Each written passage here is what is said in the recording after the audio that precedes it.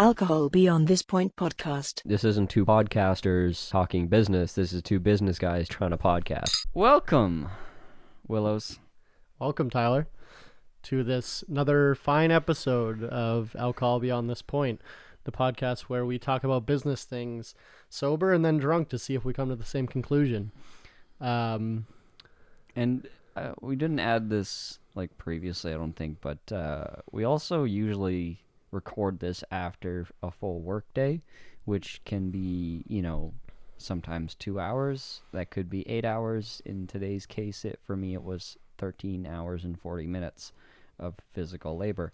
So, plus liquor, it should be a good time. Yeah. I mean, like we're both. If you just listen to the intro of this podcast, obviously, because this is the beginning of the episode, and this is when people usually tune out. You heard Tyler say, "This isn't two podcasters trying to talk business. This is two business people trying to talk podcast or whatever." That was the intro. Trying to talk podcast. Yeah, we're working professionals, man. We're business people, and we're professional might be stretching. Okay, yeah, that's fair. But yeah, we work. This is my busy season. Your busy season, I guess, is the all-time. Basically all the time except for like maybe January, Holidays. February. Sure. Post-Christmas, everything kind of grinds slowly because everyone's on vacation. My summers are quite busy, so yeah, I work a full day, you work a full day outside, and then... And for reference, if that doesn't make sense to you, why everyone goes on vacation January, February, it's because, first of all, everyone's depressed, and second of all, because it's cold. And we want to go to warm places. Just for context for people if you don't know, live in Canada. Is that normal? People I feel going like there's away like spring break. Spring break's pretty normal. I think people like going away in the March. winter. Well, maybe over the holidays. Yeah, not everyone is winter like us. Yeah, but people can't get time off work. Fair. But they get like time off work and Christmas, right, because we live in typically. a socialist country and we get paid vacations. Fucking socialists. Anyway, God bless them. Today we're drinking some Wild Turkey bourbon. Cheers. I just started saying that because I wanted to take a sip.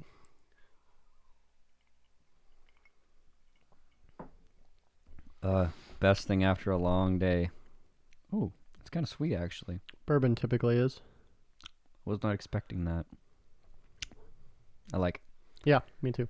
I've been on the bourbon recently. I've been drinking some Buffalo Trace. That was the first bourbon I ever really discovered, and I've been really liking it. And then I was at a bar, and I ordered a Buffalo Trace on the rocks, and they said, "Oh, we just killed our last bottle, but we have some Wild Turkey." And I said, "Okay." And they gave me some Wild Turkey, and that's how I discovered this one. So Now we're drinking Wild Turkey. Now we're drinking Wild Turkey. Yeah. What's new? What's honestly, not a lot. Perfect. Well, thank you for listening to the podcast. When I say not much is new, I mean in terms of like my actual life, very little has changed except for the fact that I got another cat. Congratulations! I haven't met him yet. Right, her. But I saw the pictures. They're all hims. I think all cats are boys. Okay, so we have one young cat that's like 9 months old, 10 months old now, and we're out a lot of weekends and stuff. So I figured, hey, we'll get a second cat, then she won't be so lonely. Is she lonely, Knox? Maybe, I don't know. We're projecting our emotions onto her. So you just wanted a second cat, and you used, "Oh, my cat's lonely. I'm gonna get a second one." Basically, yeah. Okay. I mean, it may be true, it may not be. Who knows? But either way, got another cat, like a little baby kitten, just barely old enough to be away from its mother. Maybe too young, which we found out afterwards, but really small, like the size of a medium potato. Oh, how? Maybe smaller. Wait, how big is a medium potato? No, like make another comparison. Not everyone can watch the video version of this podcast on youtube.com/votewillows. Maybe you should. So maybe you should, but if they're just listening, if you're not to the familiar audio version, with potatoes, yeah. What's more universal than fucking potatoes, Willows? Huh? No, I'm not making another comparison. Go to your grocery store and do some research. That's problematic. You're assuming the It's entire fine. world is potatoes. I mean, they're one of the most. I'm not going into this. You just don't know I don't like let to, me go, Isaacs, on you. You just know I like to argue about things that I don't believe in, and I'm about to argue with and you don't about matter. potatoes, and no one gives a shit. You don't believe in potatoes? So here's the thing. Have you ever seen a potato before? Yeah. No. I don't mean like a mashed potato. I mean like an actual potato. Yeah, like yesterday. I cook. They're not a scam. I swear to God, they're real. So we bring this cat home, and unsurprisingly, original cat, old cat, I'll call her from now on. Old cat as in 9 months.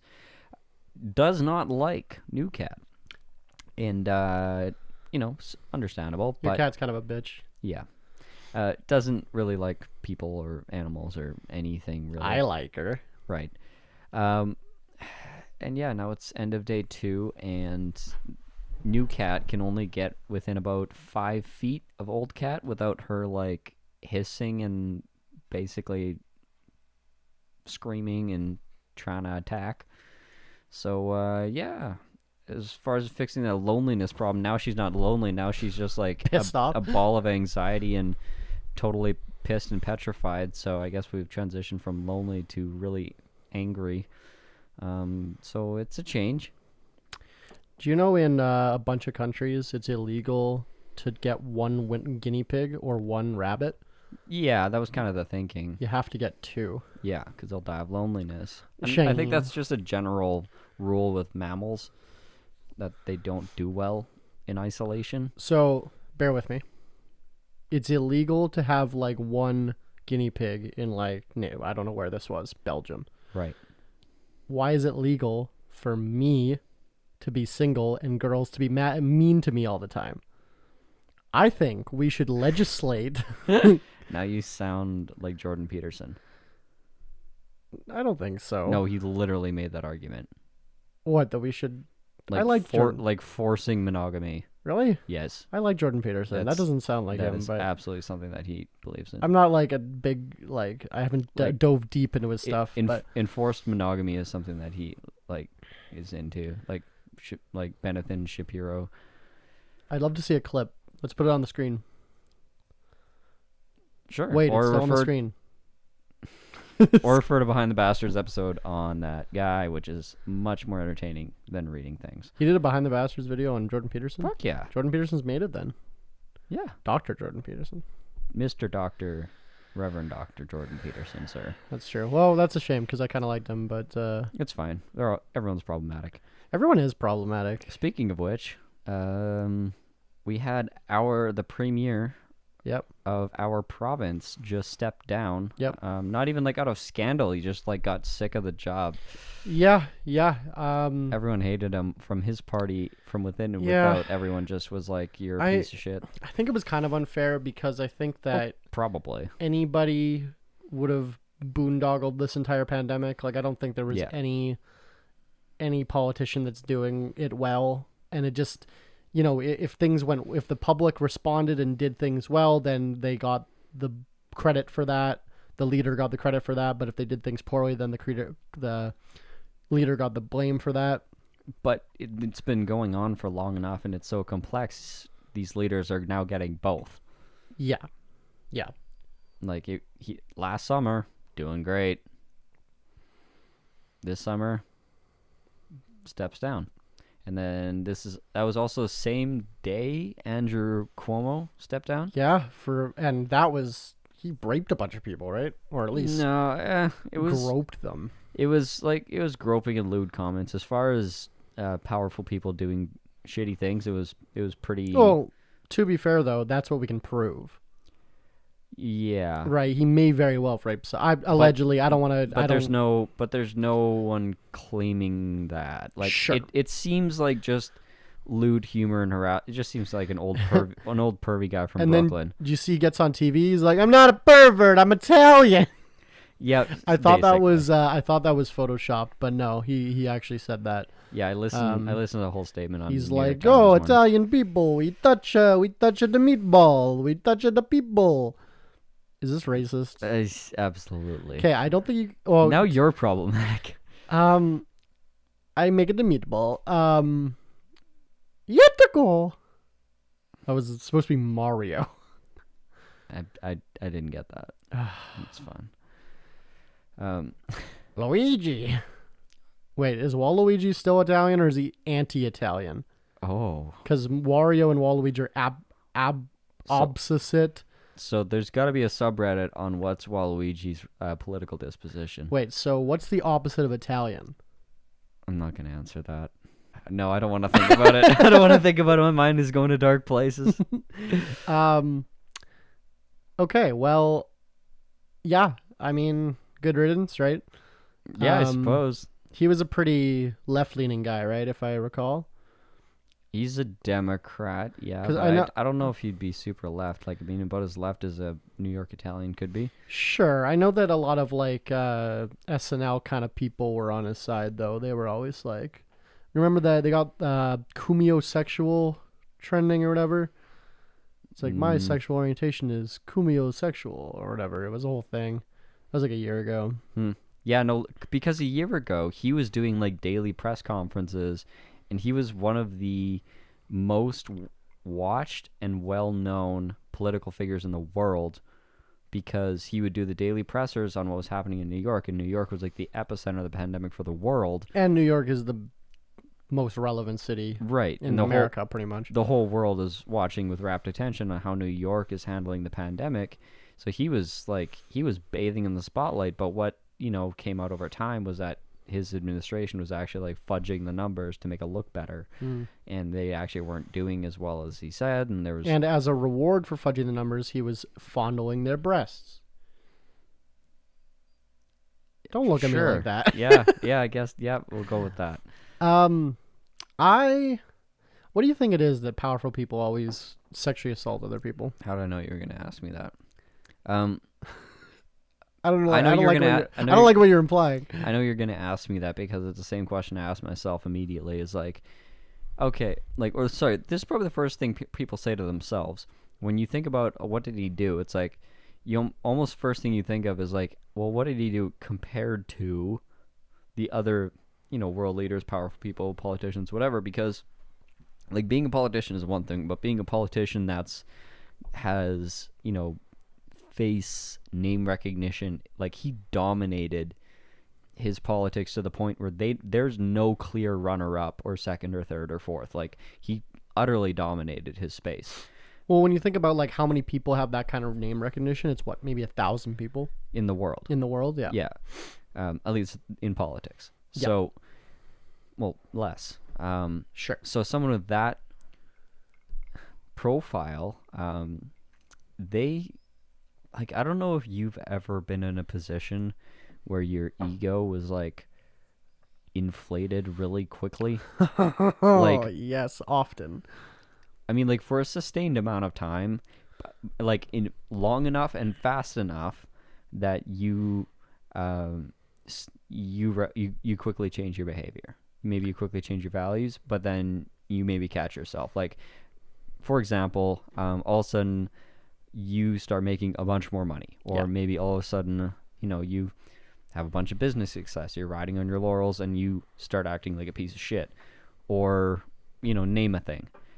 Now imagine that, but also not only do you have that feeling of success and power and accomplishment, but everyone around you is telling you how great and powerful you are. Yeah. And if they're not telling you how great and powerful you are, they're trying to get something out of you, get you to do something. Like you have power in every single interaction on a daily basis. Because everyone you talk to is trying to make you like them. Or they do what you say. Yeah. And they have to. Yeah. Or they want to. Like, you live in the governor's mansion. You have a staff that waits on you hand and foot. You have drivers. You have security. You're an elected official. You can't get fired, per se. You just have to manage public opinion. And public opinion is good because you're a fucking savvy New Yorker. And what is New York like? Fucking savage dudes that get shit done. Like, pile all those things up. You cannot expect that person to be a balanced individual that understands empathy, other people's personal space, having an appropriate sense of humor, or just in general making good decisions about their interactions with other people after 14 years under those like in that environment. Like I'm not like, excusing him of his behavior. Obviously they need to be held accountable. That's the point of democracy, is you put them in, you push them out before they get too fucked up. But he was in there for 14 years. Like maybe this is a term limit thing. Like maybe we need to have more, better term limits. He's going for his 4th term. Maybe governors need to have less terms so they, have a bit more fidelity in their ego.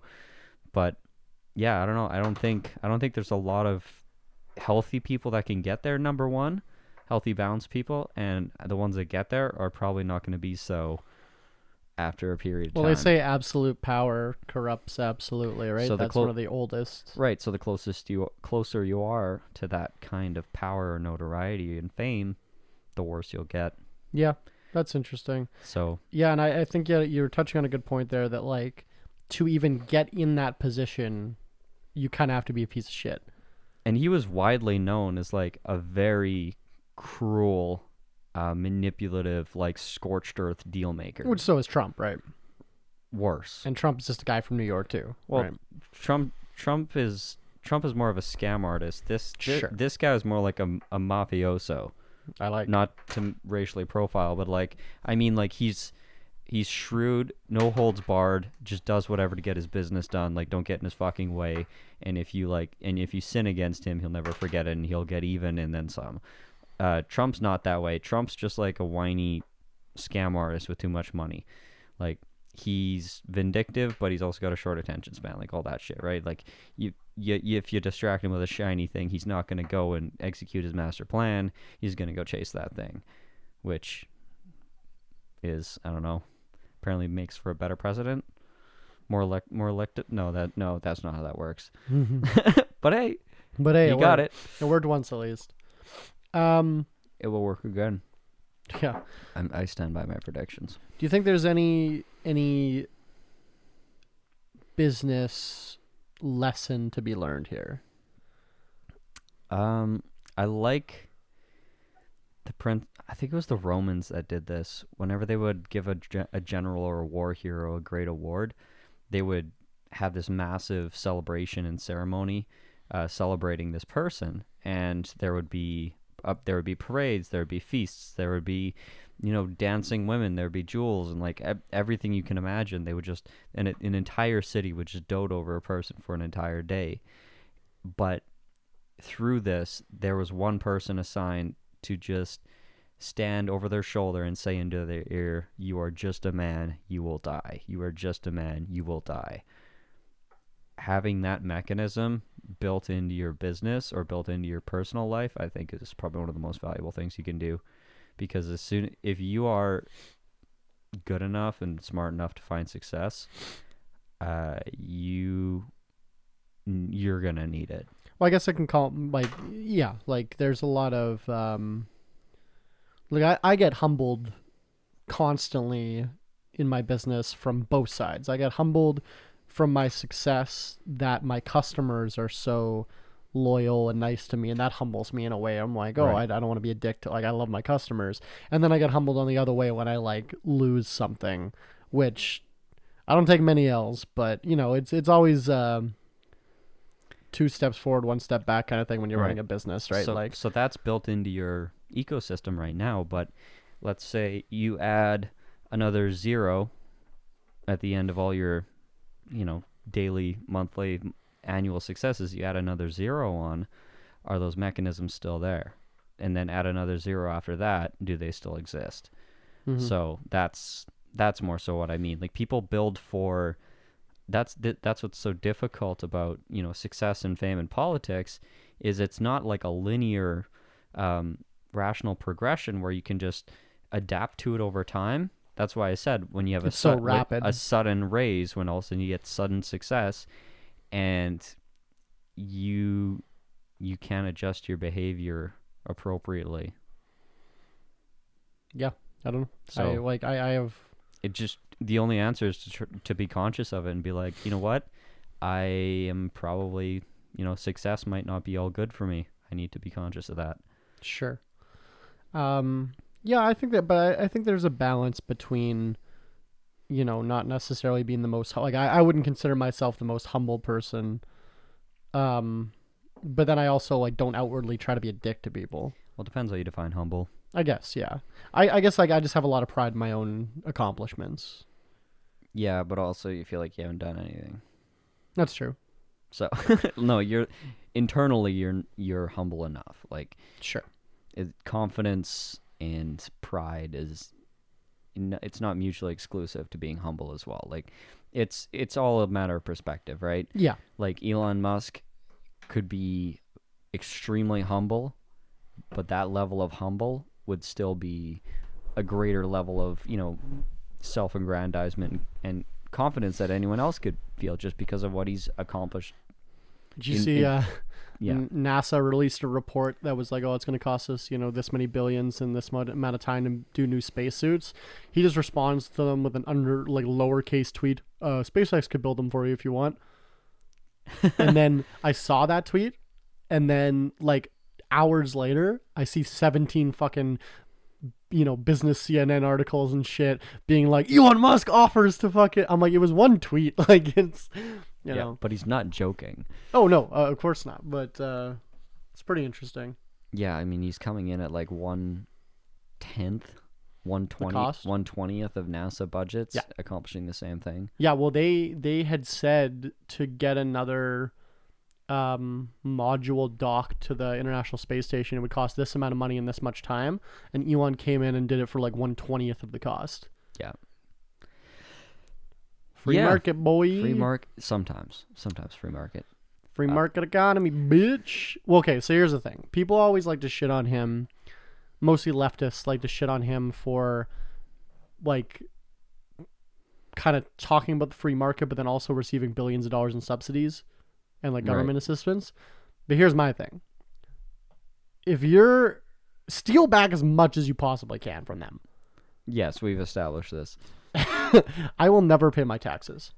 Like, I don't think they're saying it's ethically wrong. I think they're just saying, like... I think they're saying it's ethically wrong. Yeah? I think so. Is it ethically wrong to take subsidies and then invest them? I spend a lot of time in, like, leftist Twitter. I guess the principle when you're in that space is like, oh, you have more dollars than you need to buy food this month. If you take any more dollars, you're unethical. Yeah. Yeah, that's insane. Well, yeah, but that's just the argument for communism, right? Is that... Yeah, and then communism just runs on the same model, but in someone else's control. Yeah. Yeah. Yeah, I don't know. We need to kind of limit the politics talk to...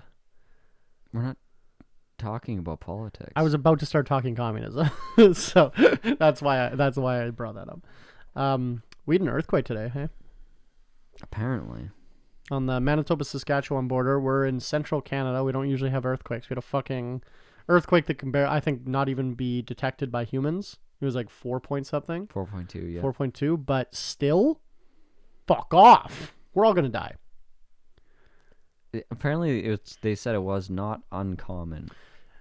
Yeah, they said there's like a mine out there that has like the equipment to measure it or something. Right. I don't know if it caused it or not. I don't know how that. I didn't read the article either. But we're just reading headlines here. I was working and skimming. Same. We're gonna die. We're all gonna die. Yeah. So that's a perfect segue to what else has been going on this week. Was just like a good old wave of nihilism again. It seems like this is just a constant thing now that... With us or the world? Both. That's fair. That we just don't give a shit anymore? It's not even that I'd give less of a shit. It's just there's more and more and more happening all the time that just like stimulates that response, because everything that we've learned about the pandemic, and bear with me, yes, this will pivot back to a business principle. Fucking people don't want to wear masks. People don't want to get vaccines. And that has a direct and nearly immediate consequence to an individual that does not do those things and encounters the virus, right? Sure. It's not complicated to imagine.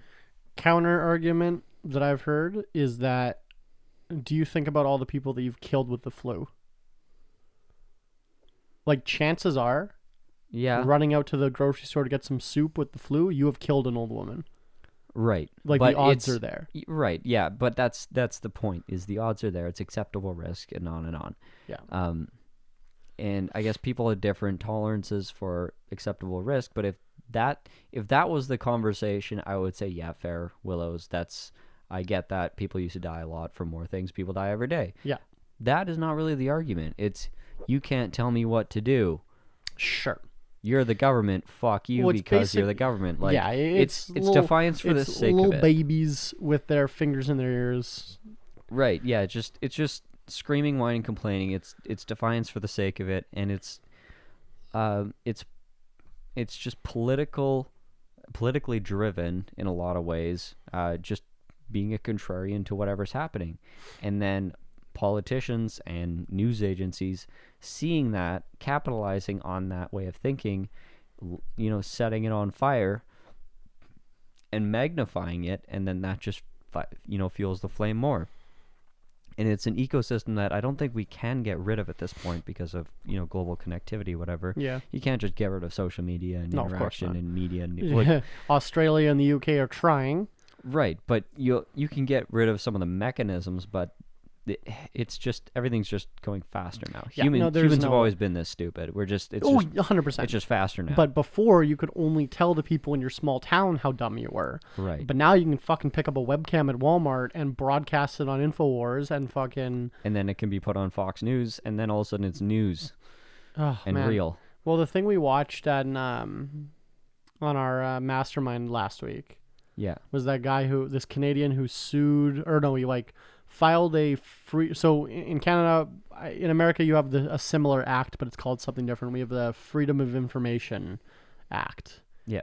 Which you can file a Freedom of Information request with the government, and they have to give you all the information they have, all the documents. They have to give you everything they have on it. So long as it's not militarily classified, state secrets, whatever. But after a certain amount of time, that also has to be released. Yes, and so any criminal records of anyone, any government procedure, any health procedure, anything like that, they do have to tell you. It's your right. We finance. Yeah, the citizens have a right to know. Yeah.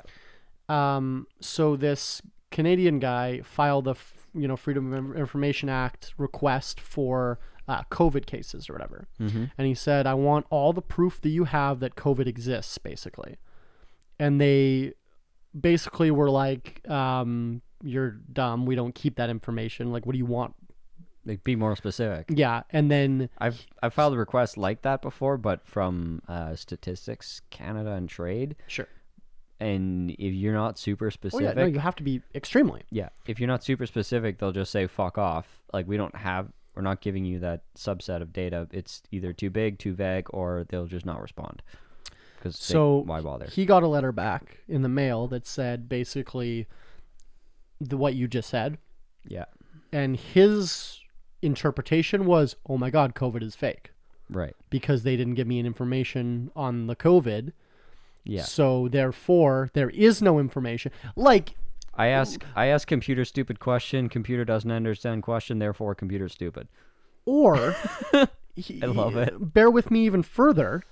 The government's creating COVID. It's fake, right? Of course. Why not? You ask them if it's fake, and they go, "Yeah, you got me." Yeah, that's a better way to look Wouldn't at it. Wouldn't they have lied? Wouldn't they have just given you fake tests? They could have just given you the PDF of here's what it is and why. Yeah. They wouldn't have been like, oh, fuck, yep, no, you got me, man. Good job.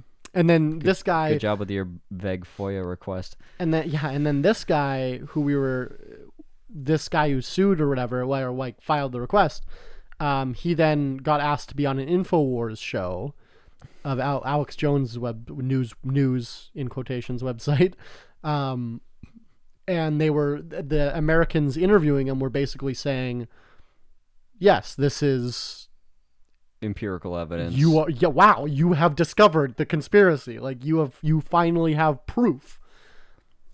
That's amazing. We are not a species meant to last. Yep. So that's kind of where I was going with this, because, if the like, just to summarize, if how we handle a vaguely kind of obtusely dangerous pandemic, like, kills 1-2%. This wasn't like a 30%. Black plague. Yeah, this wasn't a black plague type of thing. Not even close. And we still bungled it horribly. Yeah. Elected leaders are getting tossed. Mm-hmm. Authoritarians are taking over. Like, just the upheaval is crazy. Like, the economy's fucked. Did you see the Florida governor who opened everything back up and said COVID isn't real? Just requested like 30 ventilators from Biden. Yep. Yeah, no, it's The cognitive dissonance. It's fine. It's fine. But they could do that because the voters are okay with it. Like, we're doing so badly. Let's extrapolate this out to climate change, because this, what is it, like the CIPP or IPP or analysis came out this last week? ICP, right. Insane Clown Posse. Yeah. No, it's not the ICP. I can't remember what it's called. Anyways, it's an international governing body. And they said we're too late.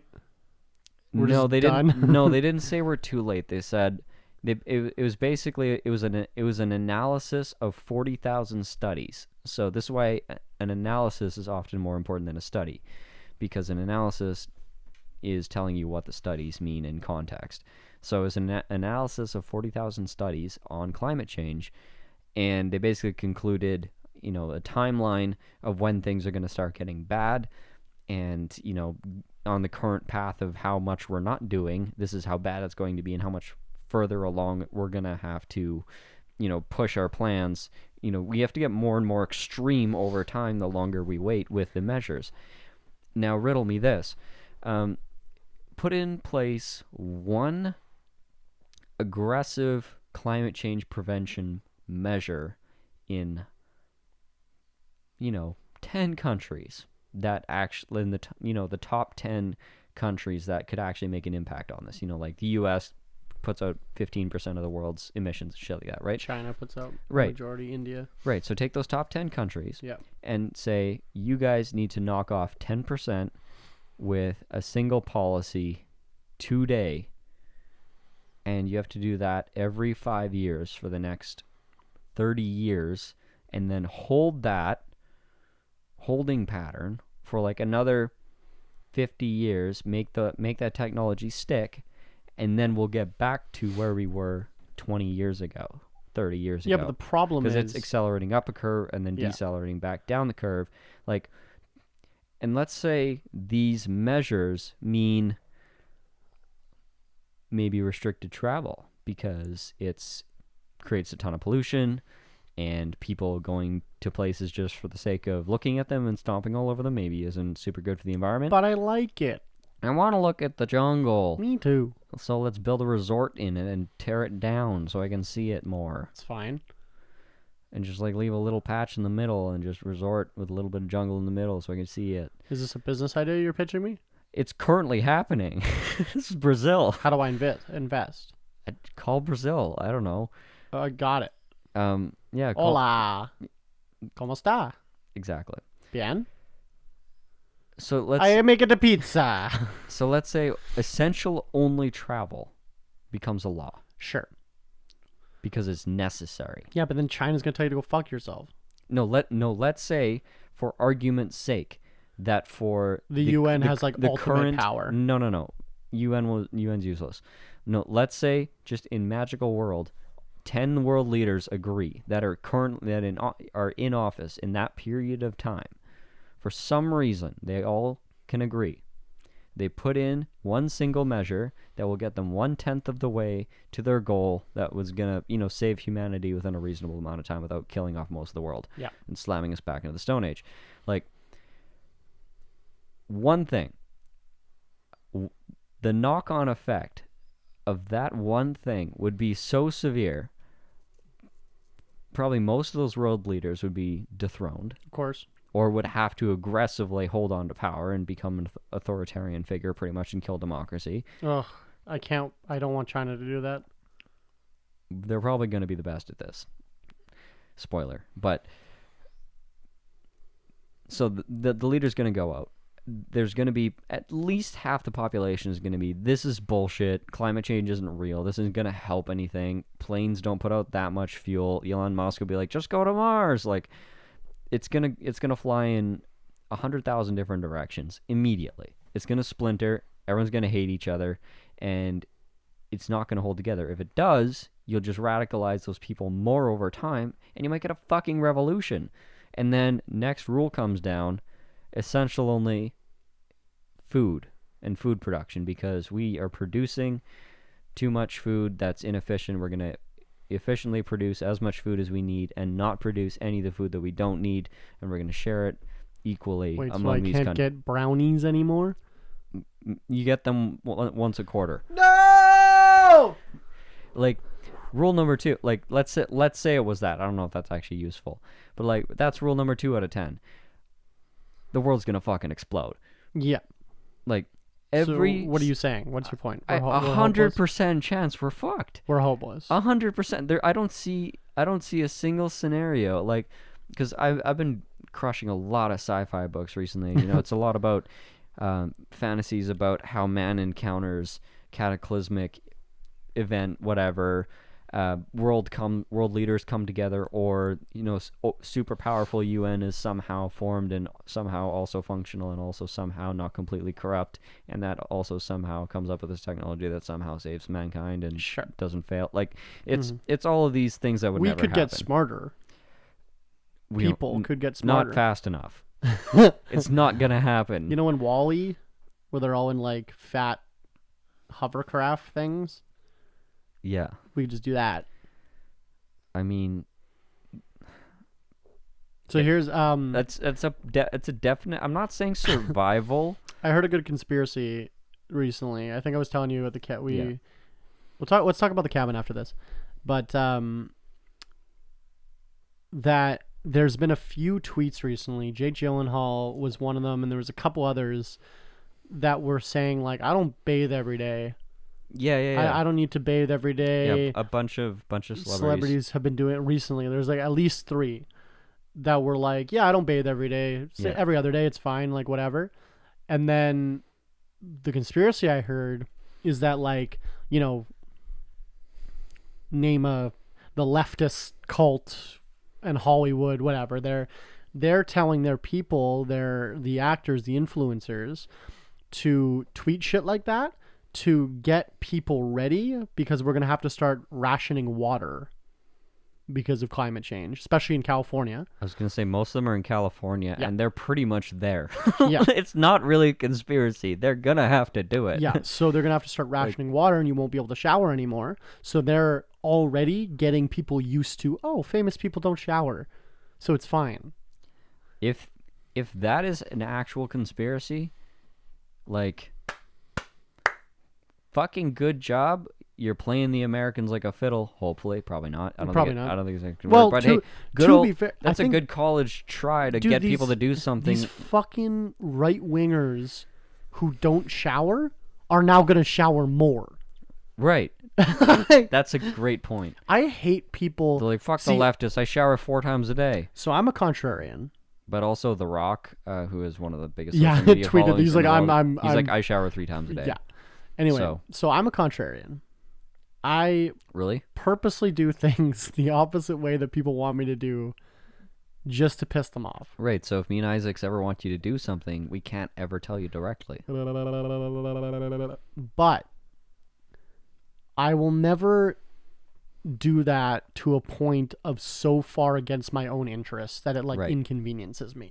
Right, no, it's just for little shit that doesn't matter that much. Yeah, but I'm not gonna like change what I do.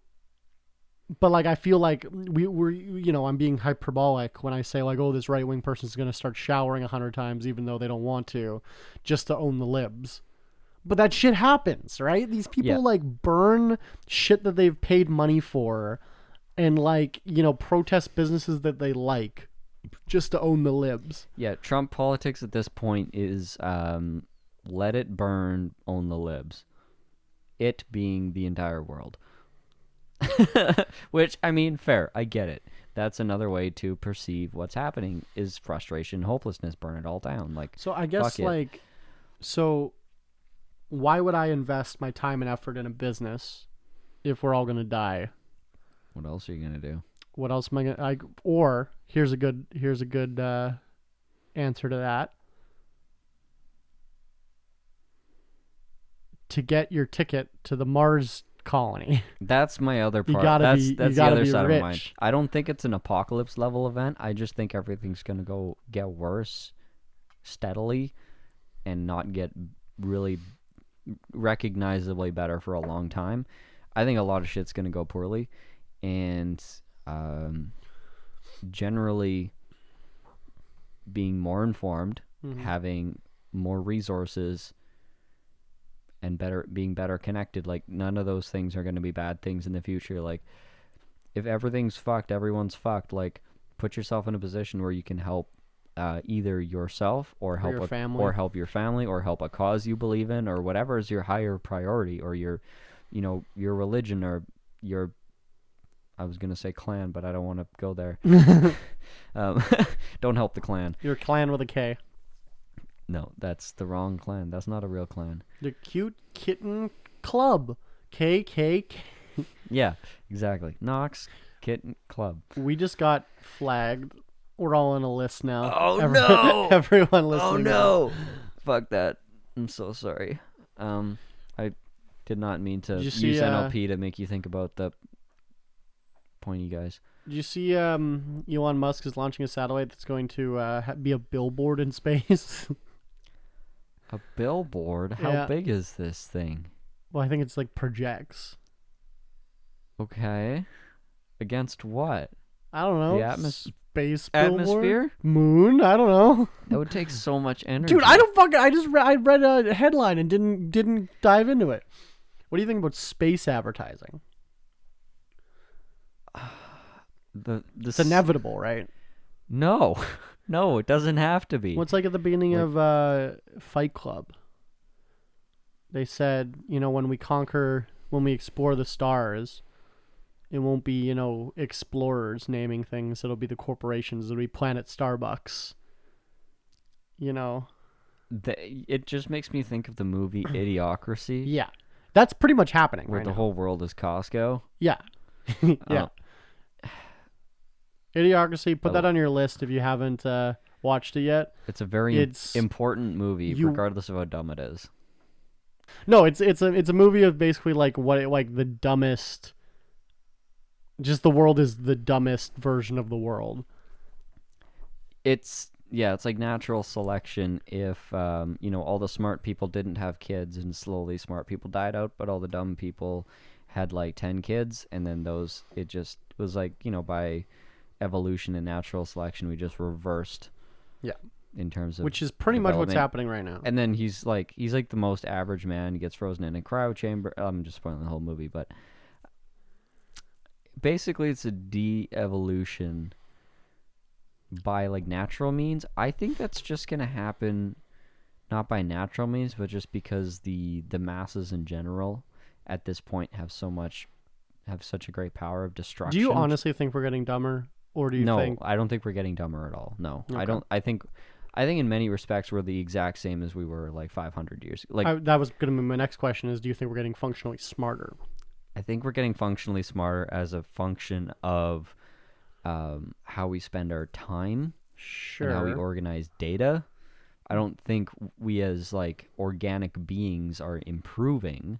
Because people always like to say, oh, look at the fucking Renaissance, right? Right. Great pieces of art, great, everything coming out all the time. We built great civilizations, and there was so much, coming out of the Dark Ages, there was so much technical innovation, right? Right. People always love to romanticize that kind of area, but you got to remember 97.5% of the fucking world were peasants shitting in buckets. Yeah. Right. Yeah, like exactly. Like you romanticize the era, but then like look at the shit that we're coming up with every single day now. Right. Because we have not only, more people to do things, but you have more infrastructure for those people to be able to do those things all the time. We have the accumulated technology and knowledge of every person that's come before us. And then a globalized supply chain and economy and globalized information system. Like we have optimized the world to make it work for us. We ourselves, we are not improving much. Humans are not improving, which is probably why we're handling a global ecosystem, economy, and information system so poorly, because we are adapted for maximum, I think the anthropologists have kind of made it clear that humans can, hold relationships with about 200 people. Yeah. Like a village. Which is why Hutterites split when they hit 300 people. Yeah, they split their colonies in half at 300. They go 150, then break again. Because when you get bigger than that, then, the politics can divide. Families don't know each other.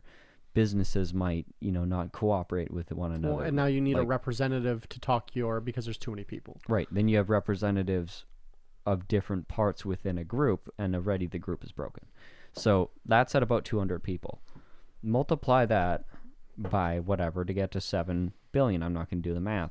But we're way past that, and then add on to the fact that we have forced ourselves to interact with or acknowledge or recognize a lot of those people, and then add on top of that, we don't just recognize all of them, we just recognize the ones that agree with us and ignore the rest.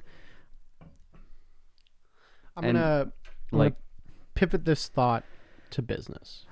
Yeah. We have the largest businesses ever in recorded history. Apple, bigger than countries. Apple, Amazon. Well, I would argue they're probably on par with East India Company and shit like that. Apparently, they've done the math. They're way bigger.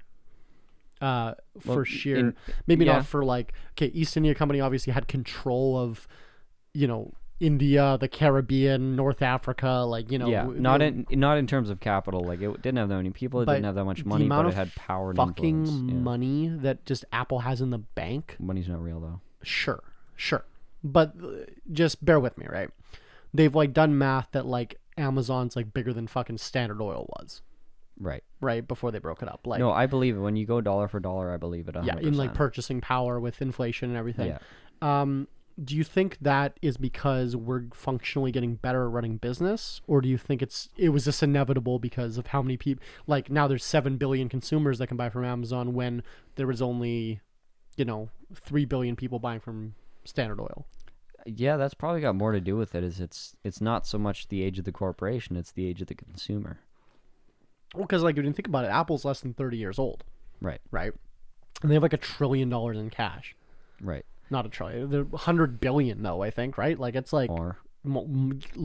They have more money that their national, or if their money, if they were a country, their national treasury would put them at 40th richest country in the world or something insane. Yeah, I mean, it might even be higher than that, but yeah. What the fuck? Yeah, it's crazy. Well, they can't spend their money fast enough, right? It comes in too quick. They physically would have a hard time placing that cash. Which is funny because Tesla is still running at a loss, right? They have never made money yet. They've never profited. No, they've made profit.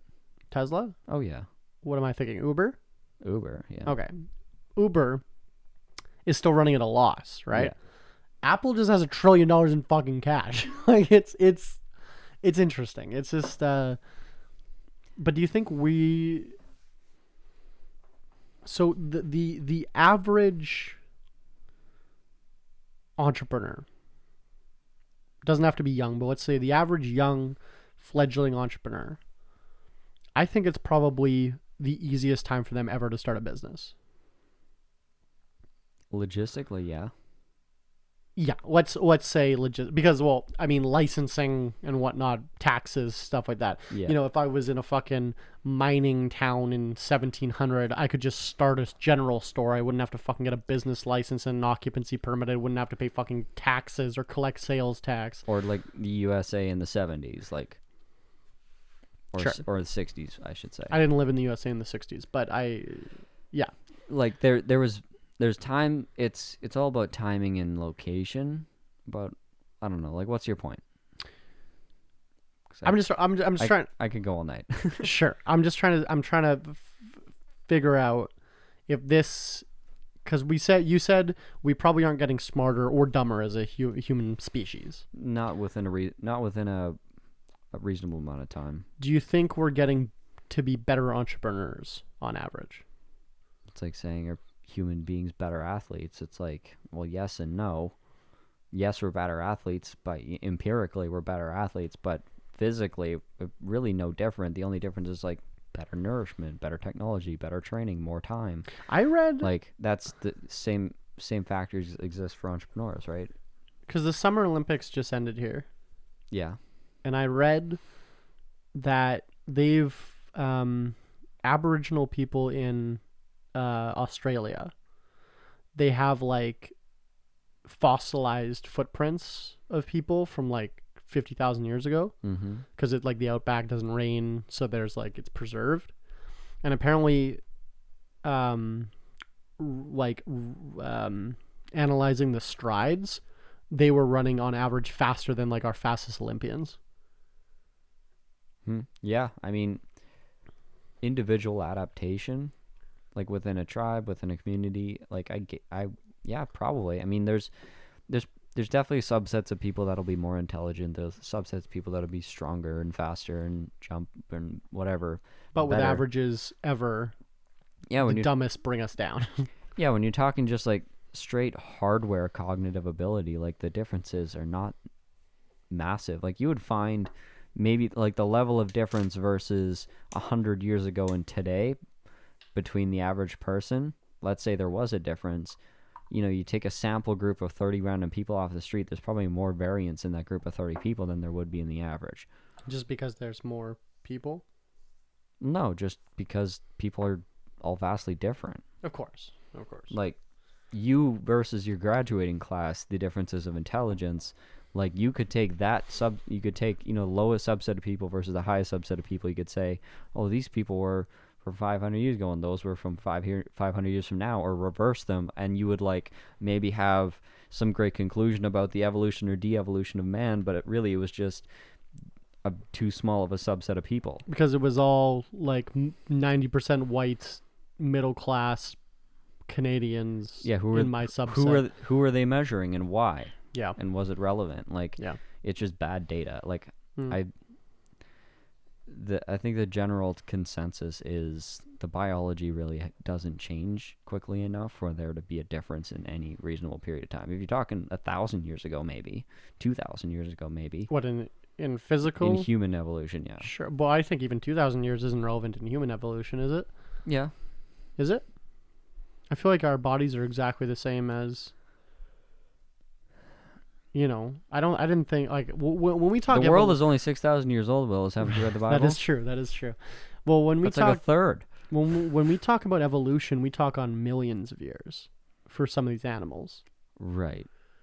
So humans are not millions of years old. We're what, I think 50,000 at like the peak, maybe 30,000. Why don't we look this up? Because we probably sound like idiots right now to the one person listening to this that knows. Modern form of human is about 200,000 years. Okay. Civilization as we know it is about 6,000 years, which is what the Bible says how old the world is. Well, yeah, that's why. Yeah, so it's it's a floating benchmark. Yeah, because It's constant. what do I consider a human? A me-looking kind of person that couldn't speak and living in a cave, Right. or a me-looking kind of person that had a shitty hut and some shitty paper. Right. So either way, let's say even if you take that smallest number, 200,000 years. Yeah. And you take the context of the last 100, since 1900 1921 till now, or yeah, let's say 1921 till now. World War One, Two, and World War One had just ended. yeah, we're in the Peaky Blinders phase. Perfect. And compare that to now, it's like the percentage basis over time, like it's negligible, right? There's no reasonable amount of change over that period of time For humans, physiologically. Yeah.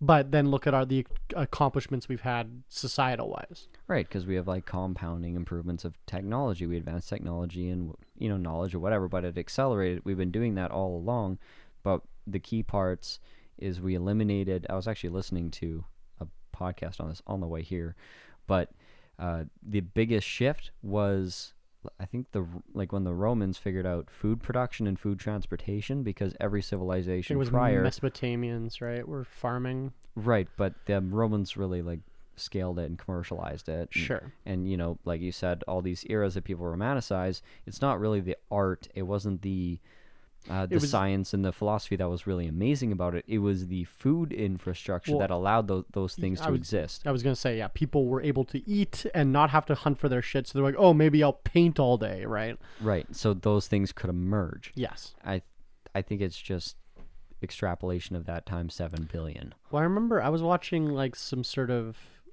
Jane Goodall documentary or something on monkeys, right? And they were saying like monkeys are absolutely smart enough to have like writing systems and use tools and build houses and like talk to each other. Yeah. But the reason why they can't get there is because, a monkey lives 20 years, not even. Right. And then dies, and they don't write anything down. Right. And they can't teach anything to anyone. Right. So they have like a physiological limitation. Yeah. Where where we might get that 1% incremental improvement every generation. Yeah. They get, a fraction of that 1%. And then they die, and then they have to restart. Right. So their evolution might take another 100 million years to get to a point where it's functionally different. Yeah, because I think in the documentary they were doing clips of these monkeys like teaching each other, like this one monkey figured out a tool, a hammer or something to open nuts or something, and then he was like, "Hey guys, come over here," and he was showing them the hammer to break the nuts and then making them do it, and like it was like teaching them whatever. Right. But then they don't teach it to anyone else. They just like do that, and then they don't make more hammers. They don't manufacture more hammers. They don't write anything down. They don't come up with a system, and then when they die, it's just a hammer. And then they have to teach it again, and they have to keep going through these things. But the thing with like human history is, even before writing, we were teaching each other things, and that's why storytelling is like the something that hits. That's why film and books like resonate with humans so well, is because that's, for entire human history, that's how we passed along knowledge, right? Was these stories, these legends. And there was a lot of fact. I'm trying to recall exactly what it was, but I know there was like an indigenous story or something that was like, I'm just going to paraphrase because I have no idea. I can't remember any of the details, but it was something like, the demon whatever lives in this certain kind of fruit or whatever, and that was the thing. So they avoided these types of berries because they thought like whatever, it was like bad mojo.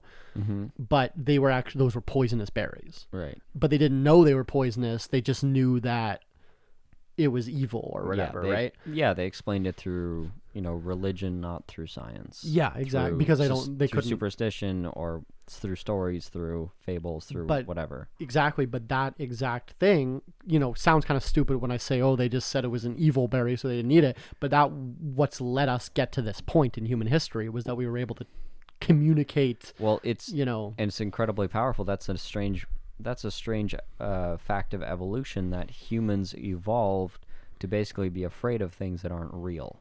Sure, yeah. And hold that fear so strongly, as it's as effective of a fear as if it were real. Well, what do they say? Were the only things that we're afraid of when we're born are death and taxes? No. Yeah. me too. Only the feds I fear. falling and loud noises. Okay. I think are the two things that you're like when you're a baby you're afraid of, The rest are learned. and the rest are learned. And one can easily extrapolate why we're afraid of loud noises. Right. Right. Bears. I don't know. Name a thing, right? Actually, it might not even be falling because kids take a while to figure gravity out. Okay, I thought it was fall. Maybe it's definitely loud noises though, but Yeah. there's one other one. I'm not sure. And I heard this. I've heard this before, but I think it's been debunked. Is that the reason we're afraid of public speaking? You ever heard this? I don't know what So- you're about to say. Okay, people are like afraid of public speaking, right? That's yeah. like an irrational fear that people have. Yeah. The reason why is because people would, before you got exiled, you would like be able to explain your case or something. And then like when you were exiled, and then that was like ingrained in people that like speaking in front of your group meant you were like gonna die. I've heard it's a step further where speaking in front of your tribe, let's say, or just, being vulnerable in front of a tribe puts you in a position to be potentially rejected by the tribe. And if you're rejected by the tribe, that means no food, no water, no mate, no life, no ancestry. Like, no acceptance by the tribe means death. It's Sure. could also be that simple. Interesting. Yeah, but you always wonder how that Just gets kind of the same thing, I guess, in a roundabout way. Yeah, that gets. I always wonder how that gets like ingrained in your brain. You know what I mean? Like how you pass that along. Like fucking, how do birds know where to fly? Yeah, I think they're still trying to figure that. Like, it's just it comes down to DNA and how much. Because there's adaptation and then there's evolution, and adaptation can happen very quickly. Yes. But that doesn't necessarily mean evolution as a species. Yeah, I remember they. It's like painting your truck versus getting a different truck. I don't know if this was real. There was this like in the desert somewhere in like the Middle East or something. There was like a people that lived underground, and they had like marginally bigger ears and noses, but smaller eyes. Right. Because they like couldn't see, so then their other senses went up. Right. It's like having more or less melanin in your skin. It's like Yeah. having more or less hair. You have more hair on your face than I have hair on my face. Yeah. And like on the entire rest of you, if you want to look at his Instagram. Don't But look at my balls. There's no hair on them right now. yeah, I think like there's variance in adaptation within all species, but that doesn't mean that we're fundamentally different human beings. We're just you have different genes. What I find interesting about evolution as well is that like evolution has like created wings like 3 different separate times. Like on bugs, Right. on birds, and then whatever on planes. Right. But like there's things in evolution that happen completely on other sides of the world, never influence each other, but happen. There's a word for it. I'll put it on the screen. That it's bound to happen. Man, it's funny that you say this because it's literally what this book that I just finished is like been all about. Basically, this guy, it's book by Andy Weir called Hail Mary. It's a new one. Let's do this first, then let's dive into it. This is the segment of the podcast called Shot Caller, where you, the audience, can pick the shot that we take. Today we are drinking Fireball Cinnamon Whiskey. It's a classic, I'm sure. Actually, we've been sipping Fireball, and we're going to shoot Wild Turkey.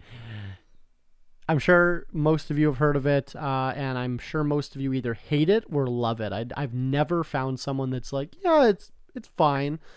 Most people are either, I personally really like the cinnamon. Yeah. And it tastes like cinnamon hearts, and then most people, I think, just fucking hate it. But I know a couple like girls that just like fucking chug this out of the bottle, and like, I don't know. It's great.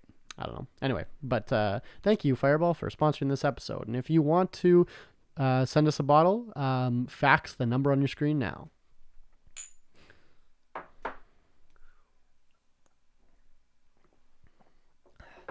Tastes like candy.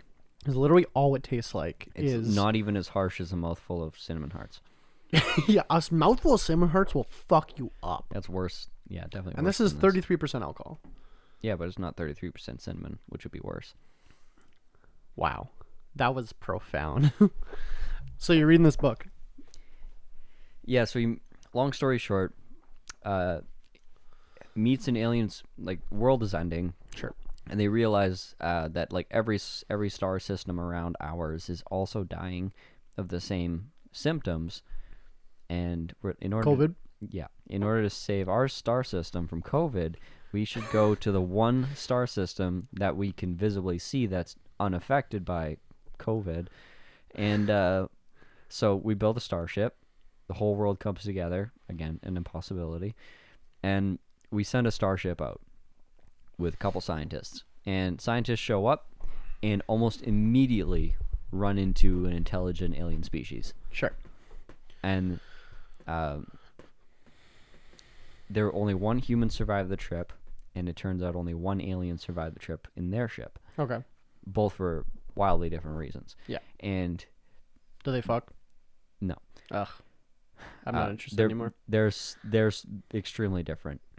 So they're physiologically extremely different, but the intelligence they have is actually extremely similar.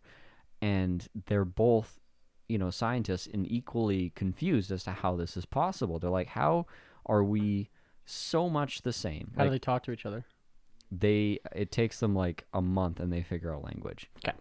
Like it starts with like, this is ball. And then This they tell is you, hoop. and then they tell you what the word for ball and hoop Right. is. So if you took two human beings that had no language and had never met each other, Yeah. you each have language. Which in theory, You just have to start from base definitions Yeah. and then extrapolate. It's an exponential growth. which in theory we've done before in human history. Yeah? Constantly, yeah. Yeah. Except it's usually done slowly and there's some things in common.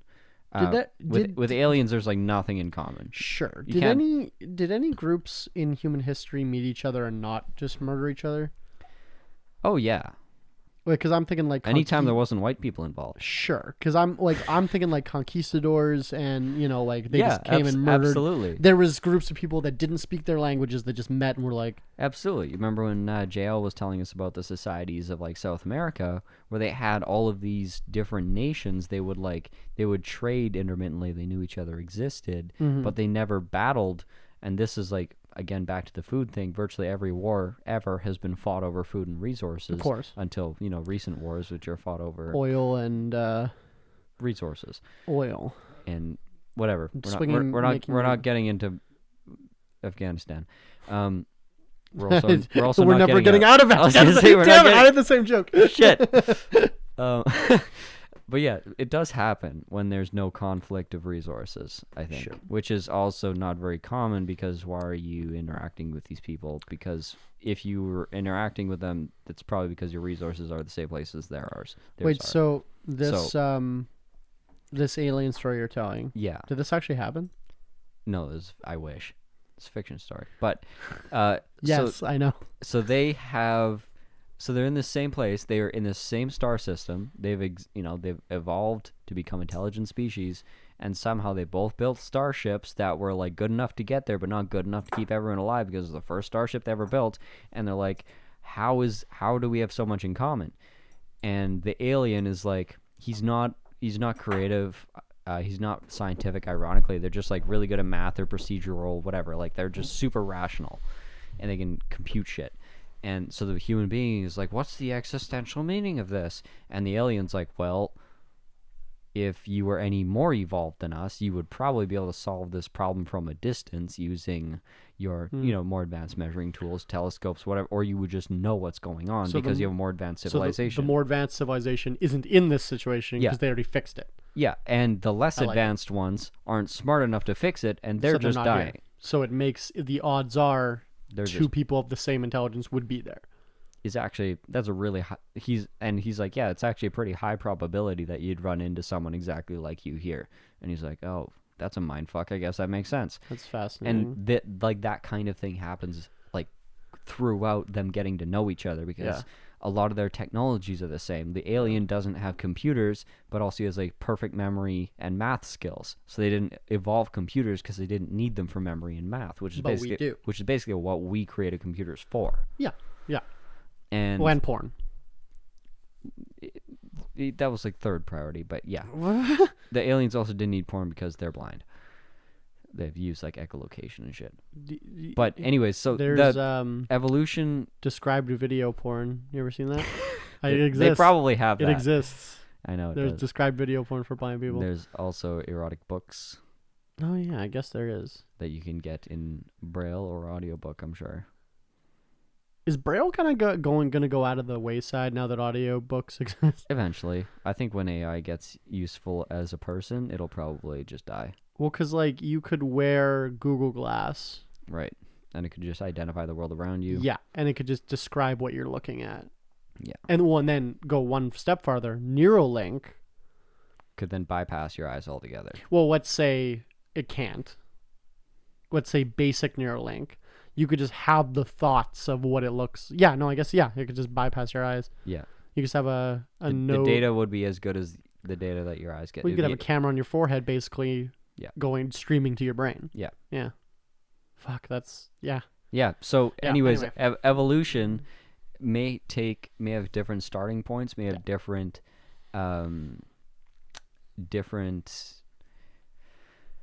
environment to work with, but evolution is lazy and it only evolves as far as it needs to. Yeah, of course. So I was actually me and Isaacs and Carly were out hiking, and I posed the question because there was a prairie chicken that ran across the path. I like them. And then another one that like flew over the path. And I'm like, oh, I didn't know those things could fly so far.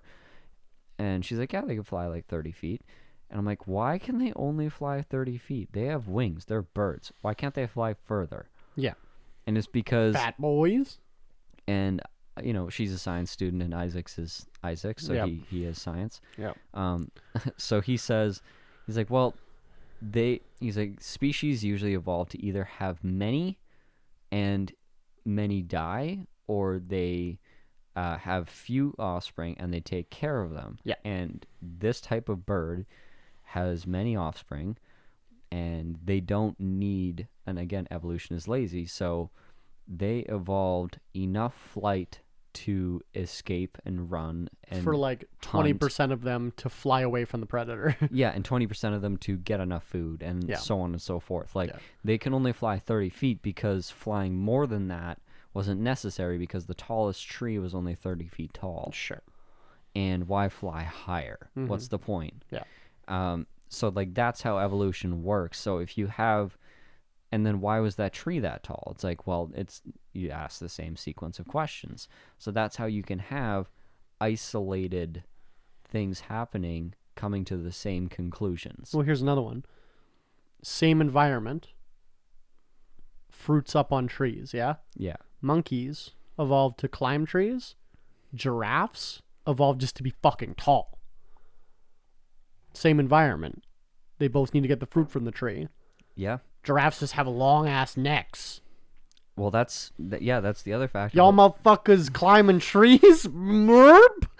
Yeah, like that's the other factor of evolution, is it just has a habit of filling in every nook and cranny of the universe with life of different varieties. But then how I started this tangent was that the thing that I find most fascinating about evolution is that completely different things can evolve the same thing yeah. in different situations, different environments entirely.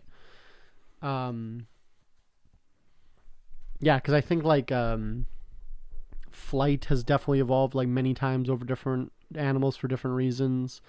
I was reading a listicle one time. I love listicles. Me too. Listicles are perfect for my attention span because I love learning. I love weird facts. I read like Wikipedia articles on weird, obscure things all the time just because I'm like, I wonder how that works, and I just read about it for a second, right? Mm-hmm. But my attention span is also quite low, and I can't read an entire book or listen to an entire podcast about the topic. Yeah. So listicles are great because somebody else smarter than me read the important stuff. Yeah, then, and then ask the dumb question or make the dumb assertion, and someone smart will correct me, One of my- aka your business partner. One of my favorite subreddits is TLDR? TLDR, but no, explain it to me like I'm 5. Which is basically the same thing. Yes, yeah, but I think like one of the rules is like you're not allowed to be condescending. Like Right. you have to just like explain it to them like they're a 5-year-old, and like Right. people will be like, short selling on the stock market Right. or evolution, and Yeah. you have to explain it to, and people that know the topic have to explain it to you like you're a 5-year-old. Yeah. And yeah. I, more times than I'd like to admit, I'm just like, can you just dumb it down for me? Like I Yeah. don't know what the fuck we're talking about. I've said it once, I've said it again. I'm not the smartest person. I just show up every fucking day. That's how you start a business. You don't have to be smarter than anyone else. You just have to be that little bit of amoeba that thrives on coral reef underneath rocks close to Australia, but not too far away, but also by this fish, but not by the other fish. Is that what I am? Super prosperous. I love the fish that just like, that go on like sharks. Yeah. And the sharks could kill them, but they don't because they eat the like bugs off them. Yeah, it's not parasitic relationship. What's the opposite of parasitic? Symbiotic. Symbiotic relationship. So do you want to be the shark or do you want to be the sucker? Probably the sucker, right? Sounds like less work. Yeah, that's what Who I'm wants thinking. to be a shark? That's a That's hard what I'm gig. thinking. I mean, Yeah, symbiotic do relationships the are suckers really cool. die with a shark when they get killed, or they just go find a another new shark? Yeah, I don't know. Well, what kills a shark? A different shark? Yeah, I guess, right? Old But age? I thought they don't age. That's a thing. Uh, They find these sharks that are like meteors? 600 years old. Meteors? COVID. Or like cancer? these birds. You'll see these birds in pick the meat out of Alligators? alligators, crocodiles' mouths. Yeah. And they won't snap down on them Yeah. because they realize they can't fucking floss. Right. That's weird. How does he know? Yeah. Yeah, that's Right? weird. Because like you have a cat. Yeah, how many birds did that before their buddies are like, I guess it's okay now? Maybe a cat's a bad example, but like my dog's kind of a bad example too. But there's dogs that'll eat themselves to death. Right. If you just give them food, they'll fucking just eat it because I guess in their mind, yeah, my roommate's dog's not very food motivated. Right. He's just kind of lazy. But multiple times I've seen him I've walked upstairs, woke him up, he'll look at me, walk over to his food bowl, eat his half-eaten dinner, and then walk back and then fall back asleep. Anyway, but there's animals that'll just eat themselves to death. Yeah. Because they don't know where their next meal is going to come from. Yeah. So they're going to eat 100% of the food. That's what they're wired to do. But I can go to the fucking Costco. I can go to Costco and buy unlimited food. So I'm in a position where it's, there's not only this piece of roadkill you need to eat. I literally have unlimited food for you. So they'll eat themselves to death. Right. But I don't know what my point was.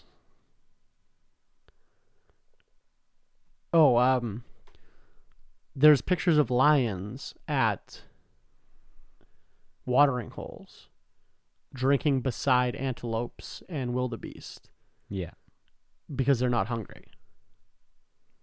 Or because they don't want to fuck up the watering hole. I don't think that's it. I think it be because they've already fed that day. Right. And the amount of energy they would expel hunting and killing another animal when they don't need to would be more of a waste Right. than the nutrients they would get from the... Right, yeah, lions aren't murderers, they're just hungry. Yeah, but how the fuck they're not are they smart enough to fucking realize that? Is the bird smart enough to realize this crocodile is not going to kill me because it needs his fucking teeth pecked? You know what I mean? Yeah, I mean, I guess the bird just saw a tasty meal. How do the salmon know to go back to where they lay their eggs every year? The salmon go back to the same stream. Literally nobody knows.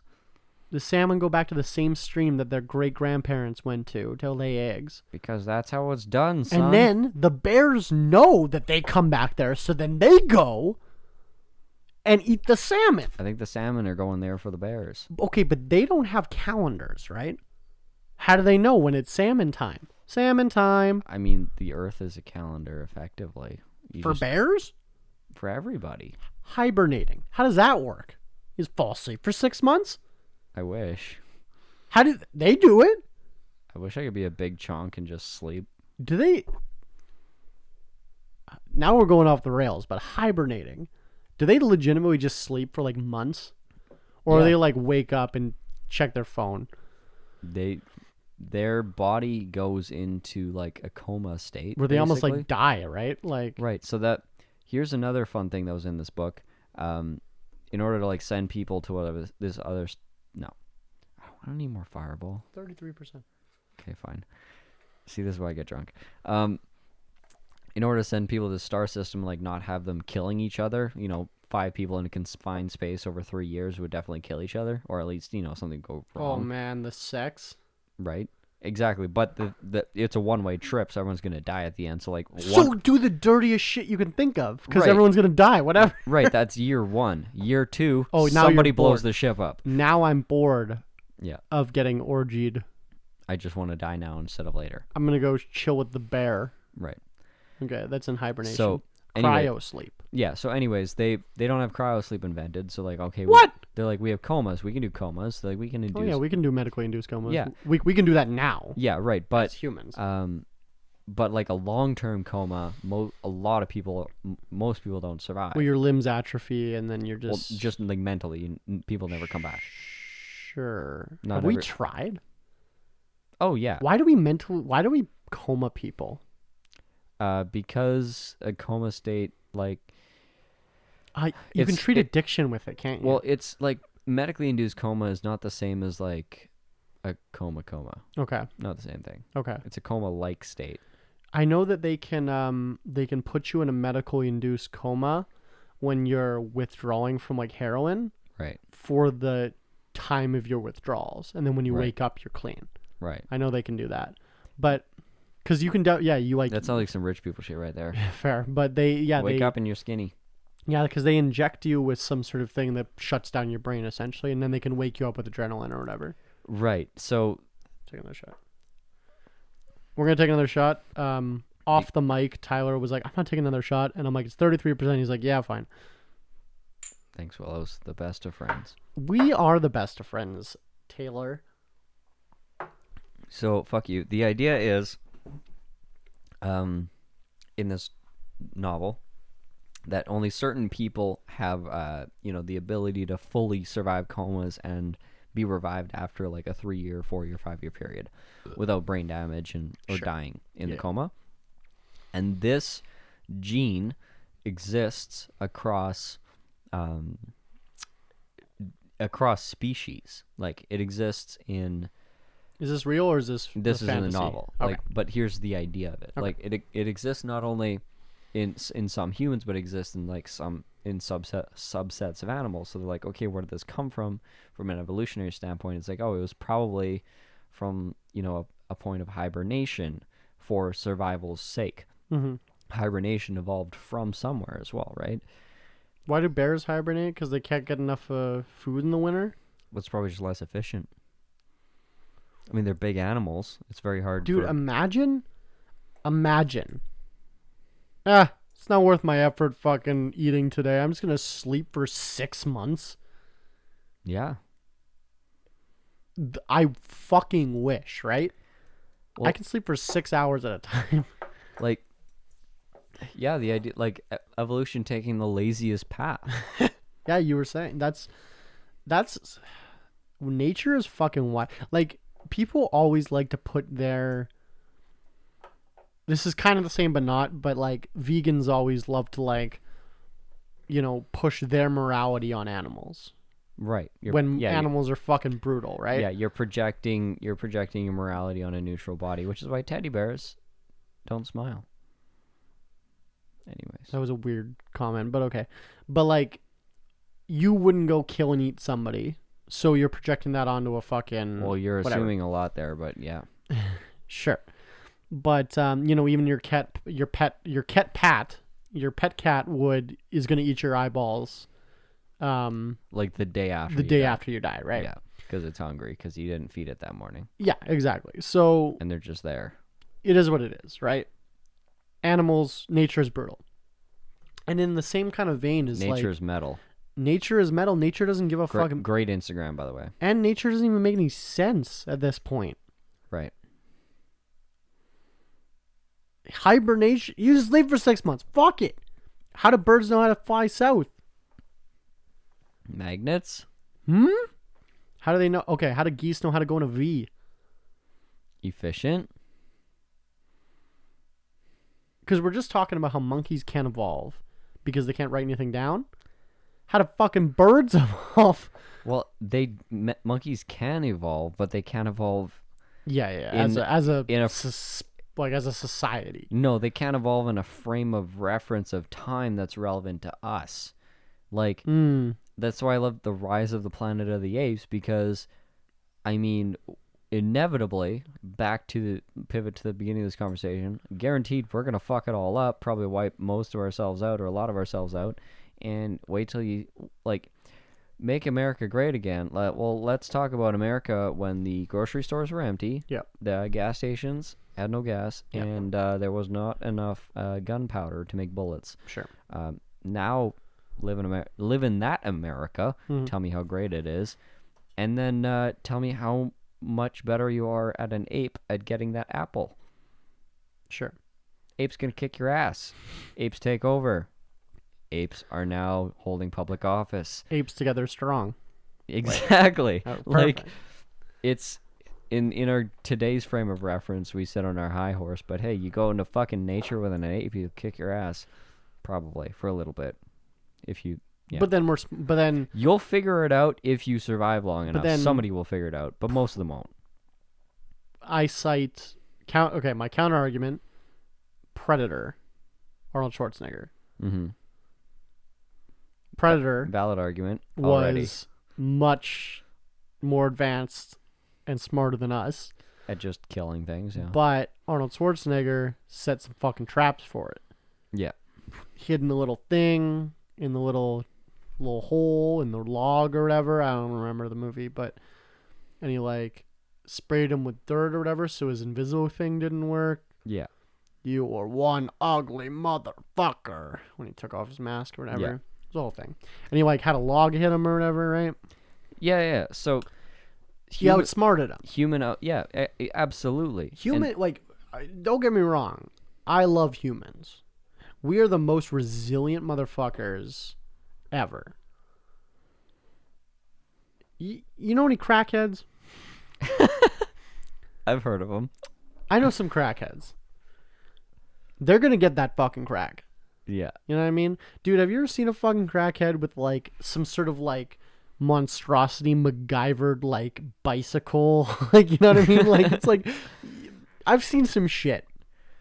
Humans are the most fucking resourceful, just resilient fucking beings. I mean, look what we did to the planet. That's the culmination of people just being resourceful and insane.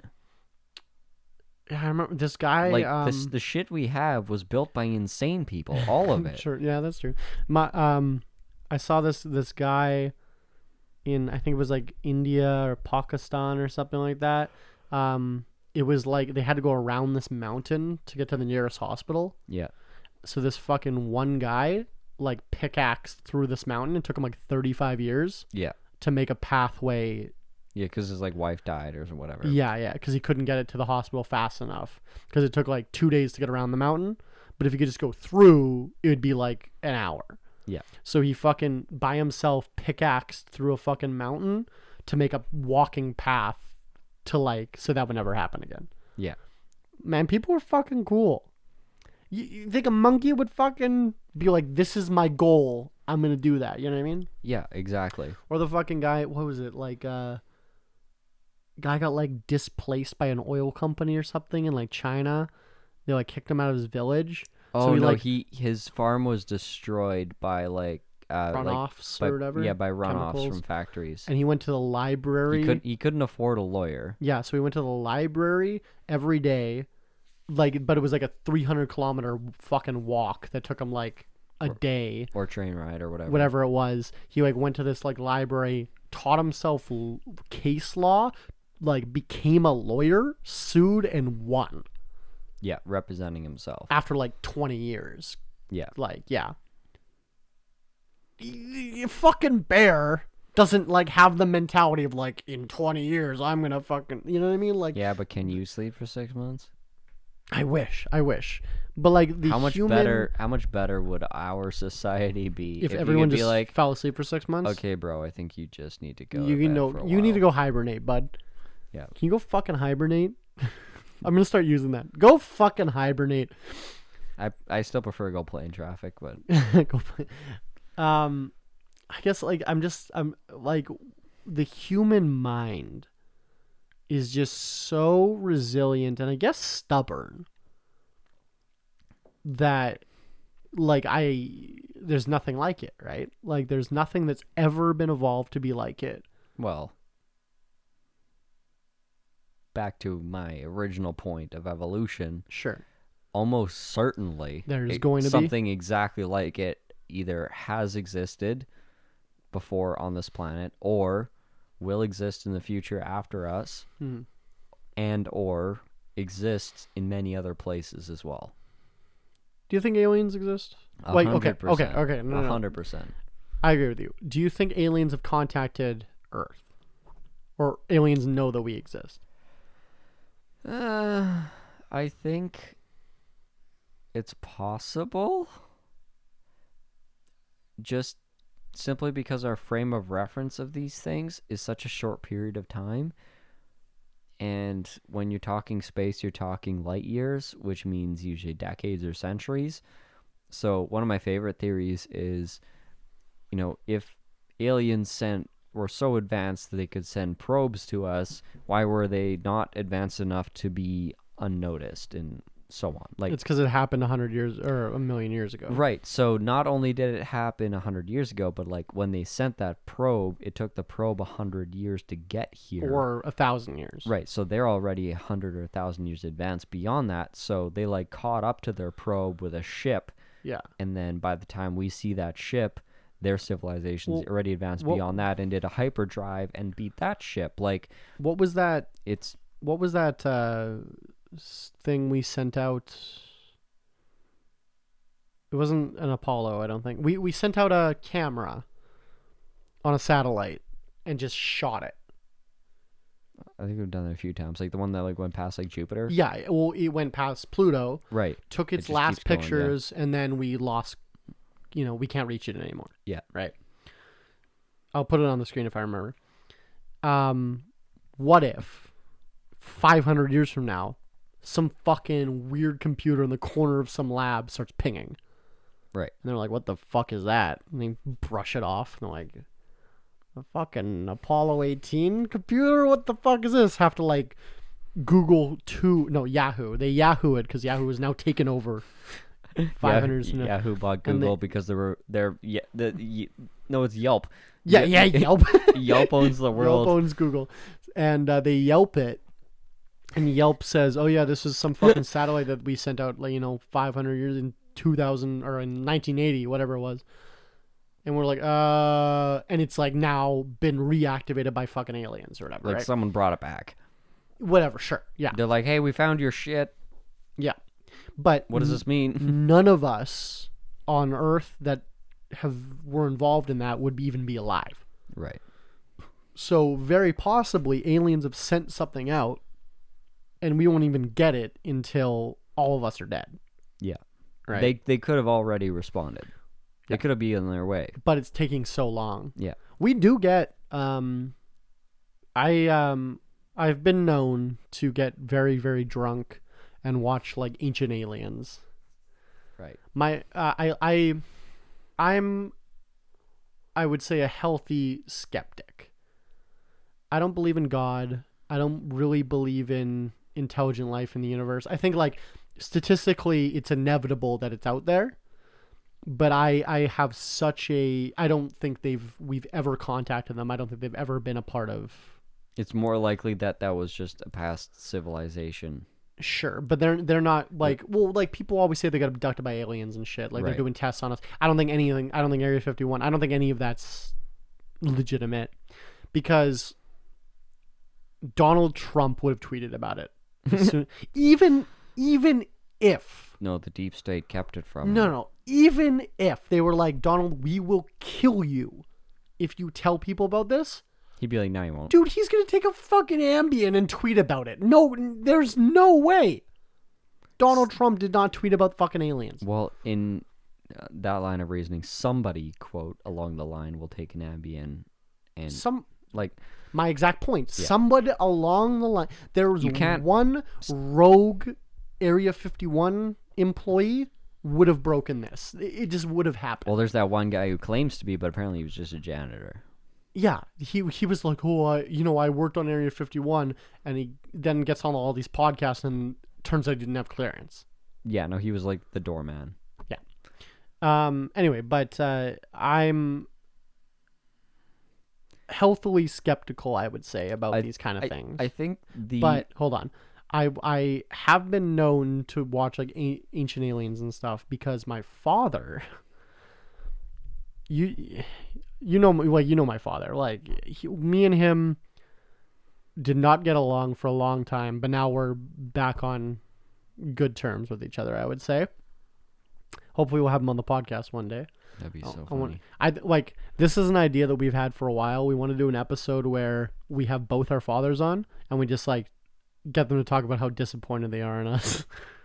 Anyway, but my father is a firm believer of like Nazi space bases. Like he thinks the Nazis worked with aliens to have like a base on the opposite side of the moon, and they have like underground or underwater cities and shit. And like he used to listen to what's that? It was talk radio, CGOB, I think. The guy just died. What's it? Fuck. Like, like syndicated on CJOB? Yeah, he used to listen to this talk radio of this fucking guy that was just batshit insane. That was would talk about, like, today we're talking about Nazi space bases and like when I was a kid. I remember because you don't mean Rush Limbaugh, do you? No. A science guy? No, it was like whatever. But I have these vivid memories of being a kid. My cabin. My family cabin doesn't have like the walls don't go all the way up to the ceiling. Yeah. Like so our rooms, like you can hear everything in the cabin because it's like this. It's supposed to be rustic because you're supposed to spend your fucking time at the beach, right? But at night, when I was a kid, 6, 7, 8 years old, going to bed, I'd be lying in bed or whatever, and then my father would be out in the living room listening to talk radio. Because we only got AM radio out of the cabin. Yeah. My mother would be reading a book. He'd be listening to radio. And that's how we would go to bed, right?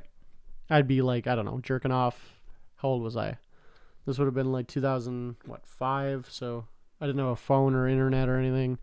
Probably jerking off. Jerking off, maybe reading a comic book. Yeah. Something like that. I used to like those big, like, thicker, like the Bones comic books, Yeah, Tintin.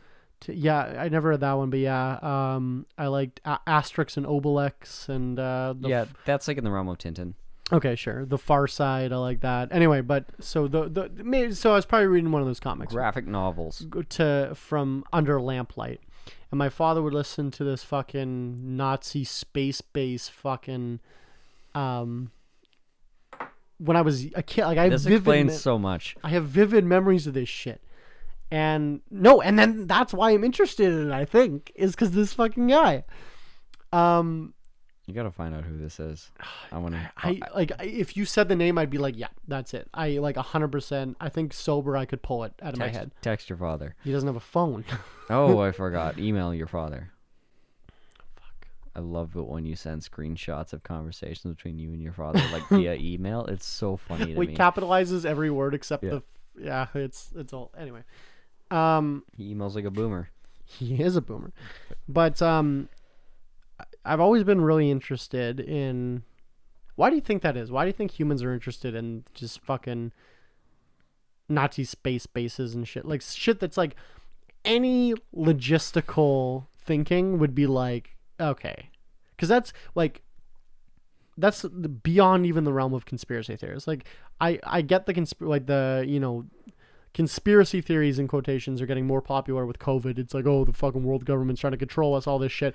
But like, just the ridiculous, like, oh, there's aliens and they're fucking, you can't even see them because they're fucking invisible aliens. And it's like, Well, I'd like to take the Occam's razor approach to this and just go back to like, why do people want to believe stories at all? Why do humans want to believe that Barry is evil versus Barry is just bad for me? Like, I feel like that's the same mechanism at work, is, the willingness or wanting to believe in fairy tales and fantasies over reality. Like, yeah, why do humans do that? That doesn't make much sense from an evolutionary standpoint. It's probably sex related. Anything anything in evolution that can't be explained immediately, via survival or, need for reproduction, need for life, need for health, or whatever, you can immediately just explain it away with, oh, it's probably sex reasons. Like peacocks having giant tails that are inefficient and heavy and whatever. so the show, Coast to Coast AM, yeah. Yeah, we just Googled it. The show and Dreamland. the show that my father used to listen It to. still airs nightly, by the way. Yeah, Art Bell is dead though. Art Bell was his name. He hosted a show called Coast to Coast AM, which was just conspiracy, paranormal, like that kind of shit. He was kind of paved the way for people like Alex Jones, if we're being honest. Rush Limbaugh. And Rush Limbaugh. And yeah, Art Bell, apparently a great guy. That's what I heard. But my father loved that kind of shit. And my father's an academic, like he was a teacher for his entire career. And but just love that kind of shit, that kind of conspiracy shit. And for entertainment value or because he believes it? I don't know. I can't get a straight answer out of him. Because I'll be like, Dad, do you actually believe in this shit? He's like, I don't know. Like, and I'm like, what does that mean? So like, he's probably the kind of person that like tells himself he does it for entertainment, but he like believes it a little bit. Just like me and the sci-fi stuff and these like fantasy novels, I like to believe that humanity has the capability to like save itself when push comes to shove. But we don't. But I'm like, no, we're fucked. Or we're 100% fucked. None of this is possible. I'm like, but this is another way it could work. It could happen. It could be true. Shout out Art Bell. Rest in peace. Rest in pieces, maybe. Well, I remember he died. No, apparently he was not. He was a great guy. That's what I heard from people. Oh, when he died in 2018, I remember because I texted my father. Yeah. And was like, "Oh, did you hear Art Bell?" He's like, "I know." Like, I think he'd like retired before that or whatever. But I have vivid memories of just Art Bell's voice through the shitty AM radio that my father had from like college. That'll be my career path. In my cabin. I'll eventually end up on AM radio, just ranting about shit. This podcast will be on AM. We'll syndicate to AM radio. Coast to coast AM. Love it. Getting drunker and drunker. That's just normal radio, though. There was a CKUW, which is the University of Winnipeg's radio station. Okay. Is like 100% volunteer funded. All the shows are volunteers, and it's donor funded. Right. There used to be a show. I think they got canceled, but there used to be a show at like in the 3 a.m. to 6 a.m. spot or whatever, or like 2 a.m. to 5 a.m. spot. And the guy would just be fucking blitzed. Like just taking shots, fucking drinking beers, like just literally slurring his fucking words. I can't see anything going wrong with this being a daily performance. Yeah, well, I think it's canceled now, but and just would play the music and then come back on and just be, oh, that was fucking Rolling Stone, like just blitzed. And that was the gimmick, right? It was like, oh, yeah, drunk night with Dave, whatever it was, right? Yeah. And apparently he did that for like years, and then I think it was like canceled because it was like he was saying questionable things. Well, they're like, yeah, number one, you're an alcoholic. Yeah, it's like you can't be drunk on the fucking air. Like, what are you talking about? Like, you sleep all day, you drink all night. Like, Yeah. you're inevitably going. Well, That's going to go badly. like I get it was fine because it's like a small Winnipeg station, you can't get anywhere else, whatever. But like I know like American television, you can't like drink beer on TV or whatever. Yeah. If you ever like watch these beer commercials, it cuts right as they put it to their mouth. Like there's like a law. Don't quote me on that exact one, but I think there's like a law because I remember someone was I was watching some YouTube video where they were laughing because it's like they keep cutting right as they raise it to their mouth, and then it was like, yeah, that's actually because you can't show someone consuming alcohol in like between these hours on TV. Right. Yeah. Well, yeah, that makes sense from public programming. Yeah, that 100% makes sense because like US TV, people don't really think about this, but it used to be like the reason old-timey movies were really cringy and boring and stereotyped is because the plot was actually mandated by the government. You couldn't have, like, you want to talk about fucking Chinese authoritarianism, you couldn't actually have a movie in which like number one, like a divorced woman or man could not be seen to be enjoying their life. You could not have the morally bad person win or be successful or have any, or, you know, be favored in any way. You couldn't have any religiously amoral person be seen in a favorable light or be likable. If that person was a likable character, like the plot had to be changed, make them an unlikable, undesirable character. They have to, you know, be more depraved. They have to be worse. They have to be evil. And yeah, these used to be rules. And if you didn't meet these rules, you could not be screened. You could not be broadcast. And like that's just how America is. Like America is just China, but 100 or 50 years more advanced. Better marketing. Not really the same thing, but like Canada has laws. You have to play over 30% Canadian-made media on radio and television. Well, it's probably just for the sake of trying to mitigate American influence too. For Canada, yeah, sure, but because we're basically just little America over here. The one of the joke, like there's always the meme that Canada has terrible television, right? Yeah. And that joke originated was because CBC and CTV just slapped together shitty shows because they were legally obligated to broadcast 60% or 30% Canadian made, 100% Canadian owned and made television and music and whatever. So that's like why it leads to really repetitive radio stations. Like if you're in Canada, you're gonna hear like The Weeknd and Drake and Justin Bieber a lot. Like those couple artists are probably 30-40% of airtime.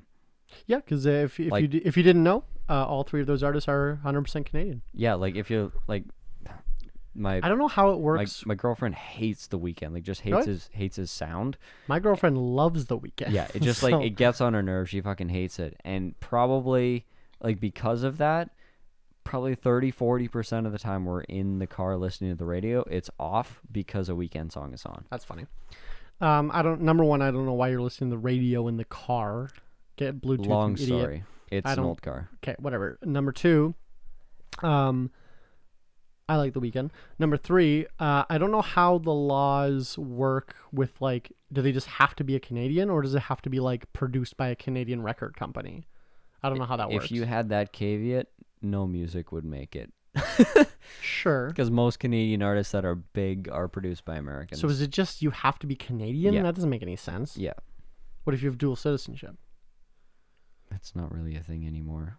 Okay. I don't know. I'm going to Google it maybe later, but... You don't really get dual citizenship with the U.S. citizenship. Okay, sure, whatever. But I know that's why we have a lot of weird Canadian... Well, and then you could argue that's why like Celine Dion and Shania Twain got like so popular. Yeah. Was because Canadian radio was like forcing them on people. Yeah.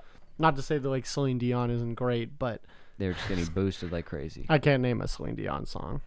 I just know she's Canadian. You know who I like that's Canadian? In like that kind of group of people? Nelly Furtado. Right. I unironically like Nelly Furtado. She wrote that song, All Star. No, that was Smash Mouth. Oh. What about Avril Lavigne? Is she Canadian? I want to say she is. I think so. Yeah. He's just a boy. Carly Rae Jepsen. Carly Rae Jepsen is Canadian, right? Carly actually, my girlfriend Carly. Wait, you're dating Carly Rae Jepsen? Yeah, no, my girlfriend Carly teaches dance to Carly Rae Jepsen's like stepsister or something. Okay. Or like first cousin. Can she get her on the podcast, do you think? No. Ugh. Why are you dating this girl? No celebrity connections. She hasn't done one thing to benefit my life. To benefit my podcast. Yeah. It's questionable. It's pretty sus. I'll ask her about it. I'll write that down. I'll text her right now, actually. Thank you. She'll love that. Say, Willows wants Carly Rae Jepsen on the podcast. She can do like a 40-minute spot. Yeah, we just need a quick 40-minute cameo. It's like when we interviewed the only celebrity we've ever interviewed, Mr. Gigi. Shout out, Mr. Gigi. Thanks for coming on the podcast, by the way, buddy. He was like, you get 50 minutes. That's it. I'm like, dude, that's fucking more than I expected. So let's go. Yeah. So same thing with Carly Rae Jepsen. We usually do like 2 hours. We'll do 50 minutes for Carly Rae Jepsen. I'm sure she'd be honored. 30 minutes. 3 minutes. I'll do 3 minutes. She just fucking shows up. That's for a my second. final offer. Take a picture with me. I'm happy. I don't send me a selfie. I can't name a Carly Rae Jepsen song either. Call Me Maybe. That's her? Yeah. Oh, she's famous. Yeah. Wow. Anyway, shall we wrap up? Hour 55. Yeah, we've covered a wide-ranging topic. This was like wide-ranging. I'm drunk. This was a very philosophical episode. I like it. It's how I'm feeling. Me too. I feel like my business, like I'm in the busy season. I'm just in the grind, right? Like it's like every single day I wake up, I do these farmers markets. I do like COVID's getting better in Manitoba, knock on wood. Things are opening back up. My Saturday was my busiest St. Norbert market of the year. Today actually was my busiest Wednesday of the year. Because mask mandate's gone now as of this week. Things are opening up. Yeah. Customers are coming out. We're selling more. It's just my same thing every day. I'm like not even planning for the future. I'm just kind of like, okay, tomorrow I got to do this. Tomorrow I got to do this. Tomorrow I got to do this. I feel the same. Like the more I grind, the more esoteric and philosophical I get. Yeah.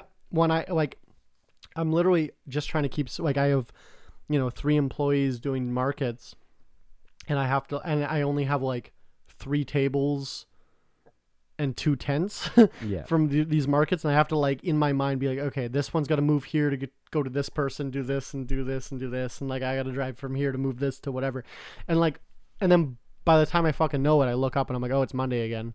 Yeah. You know what I mean? Like, it's like, oh shit, how do we always like literally this morning, I'm like, well, what am I doing after work? And I'm like, oh, fuck, it's the podcast day. I'm like, didn't we just film a podcast? Like, fuck.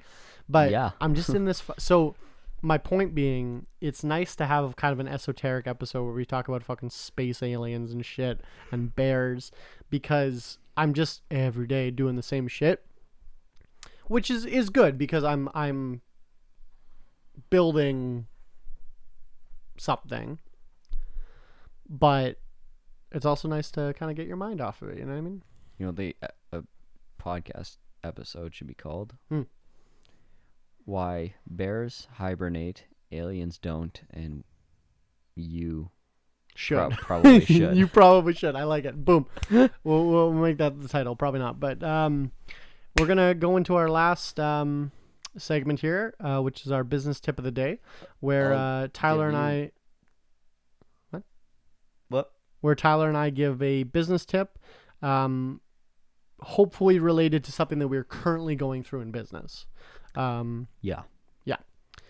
So I will start. I don't have one. I'm just. So if something happens to you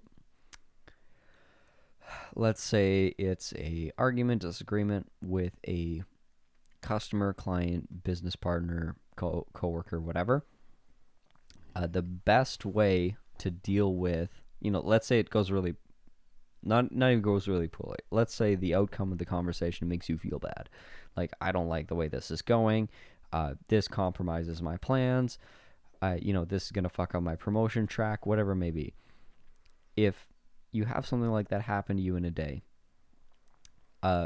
focus on it and find the inverse and be like, okay, well, what if I wanted this to happen? What if this was good news? This was my plan. How could I make this good news? How could I make this my plan? How could I make this my idea?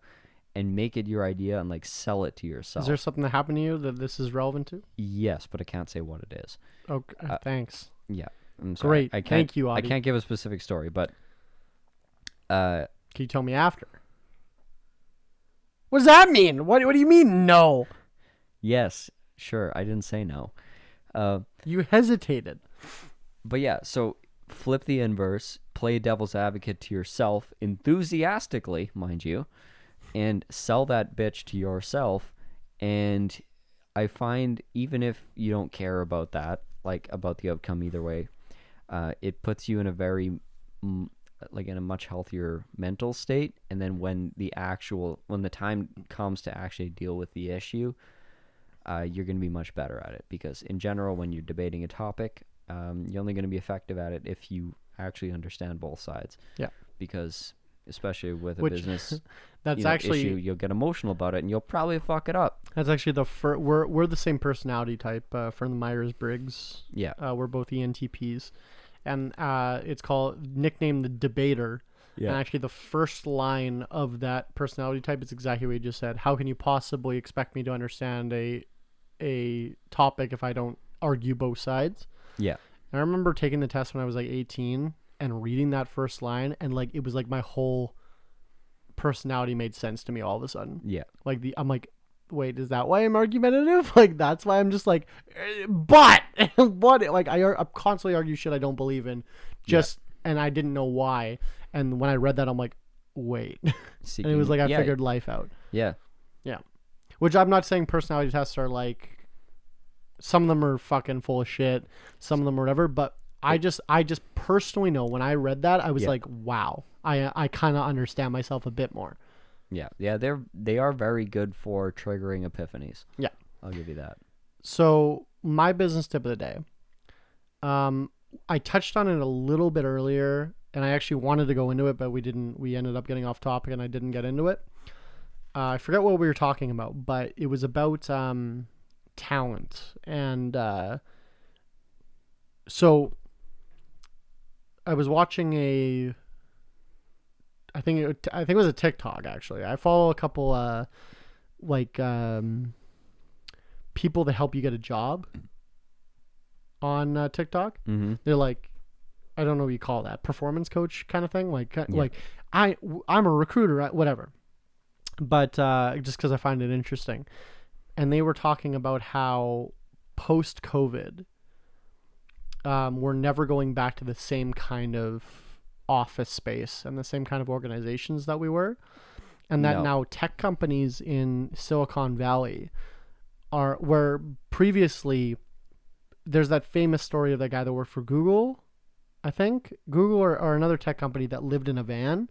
Yeah, I think that's Google. Because he like moved from like Ohio, got a job with Google, and they're like, well, do you live in California? He's like, yeah, I live in California. Got the job, and then just like bought a van and lived in their parking lot because he like needed to move to California, right? But post now, like COVID happened and everyone started working from home, and now a lot of these giant tech companies are keeping it optional. You can work from home if you want. Yeah. So it's short of a mandate, but they know a lot of people are going to opt in. So my tip of the day is to kind of lean into that. So I'll do one tip for a business owner, and then one tip as someone who wants to get a job. So my tip as someone who wants to get a job is that you are no longer geographically locked how you historically were. And even if a business doesn't necessarily post you can work from home, I would email the whoever, the recruiting person, whatever, whoever you're sending your resume to, do a note, be like, hey, I'm interested in this business in this position remote. Could I work 100% remotely? Yeah. And I would wager you, if you send out 100 resumes in 2018, you'd probably get one back that said yeah. I would wager you 30% would send back now saying, yeah, you can work 100% remote. Yes. I would agree. It's been a big acceleration, and if you don't think that your skills can be applied to remote work, like, just remember, like, whatever it is that you do for a job, unless it's literally like what I do, like trades and stuff where you have to be physically present, any kind of customer service, most people work in some form of communication, some form of sales, some form of customer service. Yep. All of those skills are applicable to something else, and odds are you can probably make the same wage or better working virtually. Yeah, because you don't have to lock yourself anymore. You live in some shitty small town, Right. but maybe your mom lives here and you don't want to leave. Yeah. And you're like, well, all the jobs suck. Maybe you can work in Silicon Valley. Yeah. Maybe you're branch smart out. enough for. And now you can work remote, right? And then so my tip, same kind of tip, inverse as a business owner, is that don't lock down your talent pool based on your geographical location. Don't be that, it's like, no, I need to meet them, I need whatever.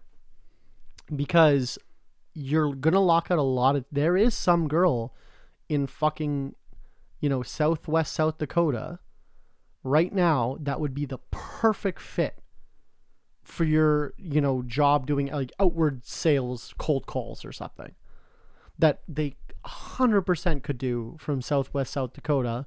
But because your ego wants your office to be more full and look more full, you want to have more desks. Yeah. Yep, that's it. That's what you want, people in your location. But believe me, you don't need it. And there's No, there's a lot of talent. And you think that you staring over that person's shoulder is going to make them more productive. Yes. And that you, like, this is the biggest farce of any business owner, is they think that they have some like natural ability to judge people's effectiveness or their character or their work ethic just by observing them. You don't. At best, you get a 50-50, which means you don't know fucking anything. And I most of my employees work independently of me. Yeah, they're very autonomous. By design. My entire business model is very autonomous, right? My bartenders work without me there. My event people, we do a lot of farmers markets and events, they work without me there. My vineyard staff work without me there. Zach's there guiding them, usually, like, at least over text. But he's one of the staff at this point. Yeah. But most of my staff works with guidance. They ask questions in the group chat. But they don't need a fucking person breathing down their neck. And then I'll even add to that, I've never had like an office where people, come in for 8 hours and do their job with cubicles and shit. But the amount of time that's wasted? Because I'm very... Like 30%. You're probably the same. I'm very results-oriented, not like process-oriented, right? Yeah. Like my employees will say, okay, well, what if we do it like this? And I'm like, if you can do it like that and get it done, go for it. I don't give a shit if you do it like how I want it done, as long as it gets done how I want it done, right? So when you give people a goal rather than tasks, they can get it done quicker, in my opinion. So a lot of these people that work from home that would come into the office and work 8 hours, if you're like, well, you need to get this done, they'll be like, okay, they'll figure it out in 5 hours, and then they just get to be home. Yeah, but you want them, you'll be like, oh, well, I have budget for 8 hours, so I need you to make this take 8 hours, but it's 5 hour job. They're more efficient. Right. I think that working from home has actually made people more efficient. Yeah, so it's either ego or it's greed. Yeah. So, business owners, I'm talking to you. Stop that. Fuck off. Yeah, fucking don't do it. Dude, fuck off. I'm more capitalist than fucking any of you. Fuck off. Here's one last thing to add to that. The Economist did a poll or did a study on this, and they found that people were able to on average, get more work done from home, but their work days were longer because they had more meetings. And the meetings, secondary study, they dig into why were there more meetings. More meetings were executed primarily so that, in conclusion, middle managers felt like they were still relevant. They were still middle managing. And so the meetings were done, to basically prop up the egos of the managers. Yeah. To make sure that they were managing. As soon as you get over 100 employees, you start getting the egos and the politics of my father. We brought up my father like twice on this episode. My father was a elementary school teacher for 35 years. And very, very well liked. Like, I remember I'm in the Facebook group for my neighborhood where I grew up. Yeah. And someone asked the school that my father used to teach at for like 21 years. They were like, "Hey, what do you guys think of this school? I'm thinking about sending my kids there." And I comment, "My father worked there for 21 years. He said it was good people, good administration." And everyone saw my name, and I got literally like 30 people commented, "Wait, is your dad Mr. Willows? My kids had him, or I had him. We loved him." Like literally, and I screenshotted it and I sent it to him on like Father's Day or something. Yeah. Just be like, these people fucking love you. Anyway, they asked him every like 2 years, "Can you please become a principal?" All the time. Yeah. They kept trying to promote him, and he was like, "Nah." And I asked him one time, like, "Why wouldn't you take a pay raise? Why wouldn't you whatever?" He's like, "Dude, they have daily meetings to talk about teacher drama." Yeah. Obviously, he doesn't talk like this, but I'm paraphrasing. Like, they have like meetings every day at like 4 p.m. to talk about which teachers have been talking shit about different teachers. It's like, the gossip, the daily gossip meeting. And he's like, "Yeah, I've been skipping these meetings since I had tenure." Yeah. Like, I never go to them. Because they're not going to fire me. And and as a principal, you have to deal with them. And he was just talking about this organization. Obviously, we all know the government's bloated and terrible. But that's my firsthand experience with like a large organization. Is just that hours of these people's times are taken up with fucking drama between not even the students. Yeah. Which, excuse me. It's discrepancies of the system, yeah. Take it over to a like business, quote, say the students are customers, and the teachers are employees. It's like you're dealing with fucking employee drama more than you're dealing with the customers. You know what you need to be dealing with as a business? The fucking customers, the one that give you the money.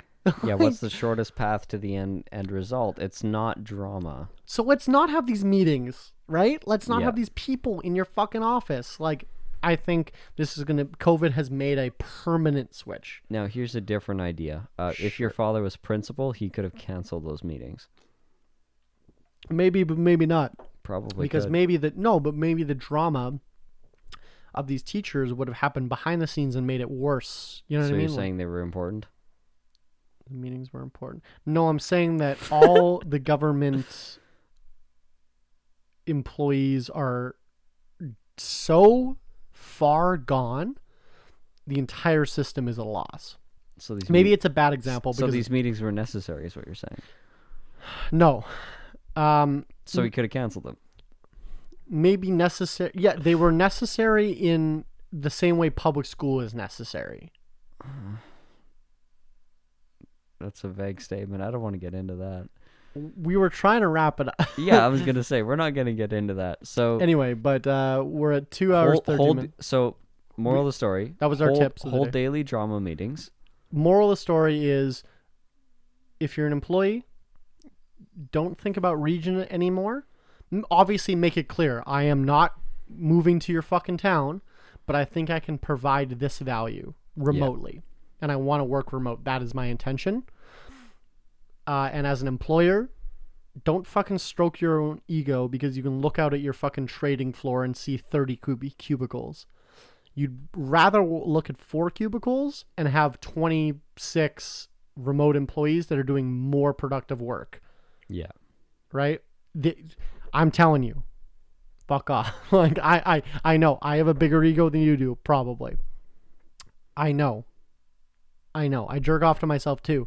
And I jerk off to my cubicles too. But I jerk off more to the amount of fucking money I make. So, chill the fuck out. That's a great principle. Jerking off. All of it. So, I want to talk about jerking off for a second. Just kidding. Okay, Well, so thank you for my name tuning is in. my name is Willows. And my name is Tyler. Thank you for listening to Alcohol Beyond This Point Podcast. the podcast where we talk about business and politics and esoteric fucking weird bears and shit, both sober and then drunk to see if we come to the same conclusion. It's relevant. Alcohol Beyond This Point on Instagram. Alcohol Beyond This Point podcast on Facebook. If you're listening to this podcast wherever you get your podcasts, please leave a comment if possible. I don't think you can leave like a Spotify comment, but if you're listening on YouTube or give us a follow. Yeah, sure. Tweet us or comment. Or no, we don't have a Twitter, but comment on a Twitter. Comment on our Instagram or our Facebook.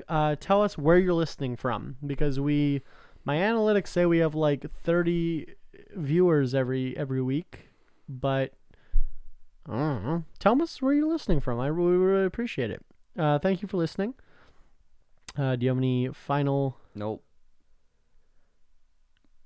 I'm just gonna cut out there. Nope. No, I don't.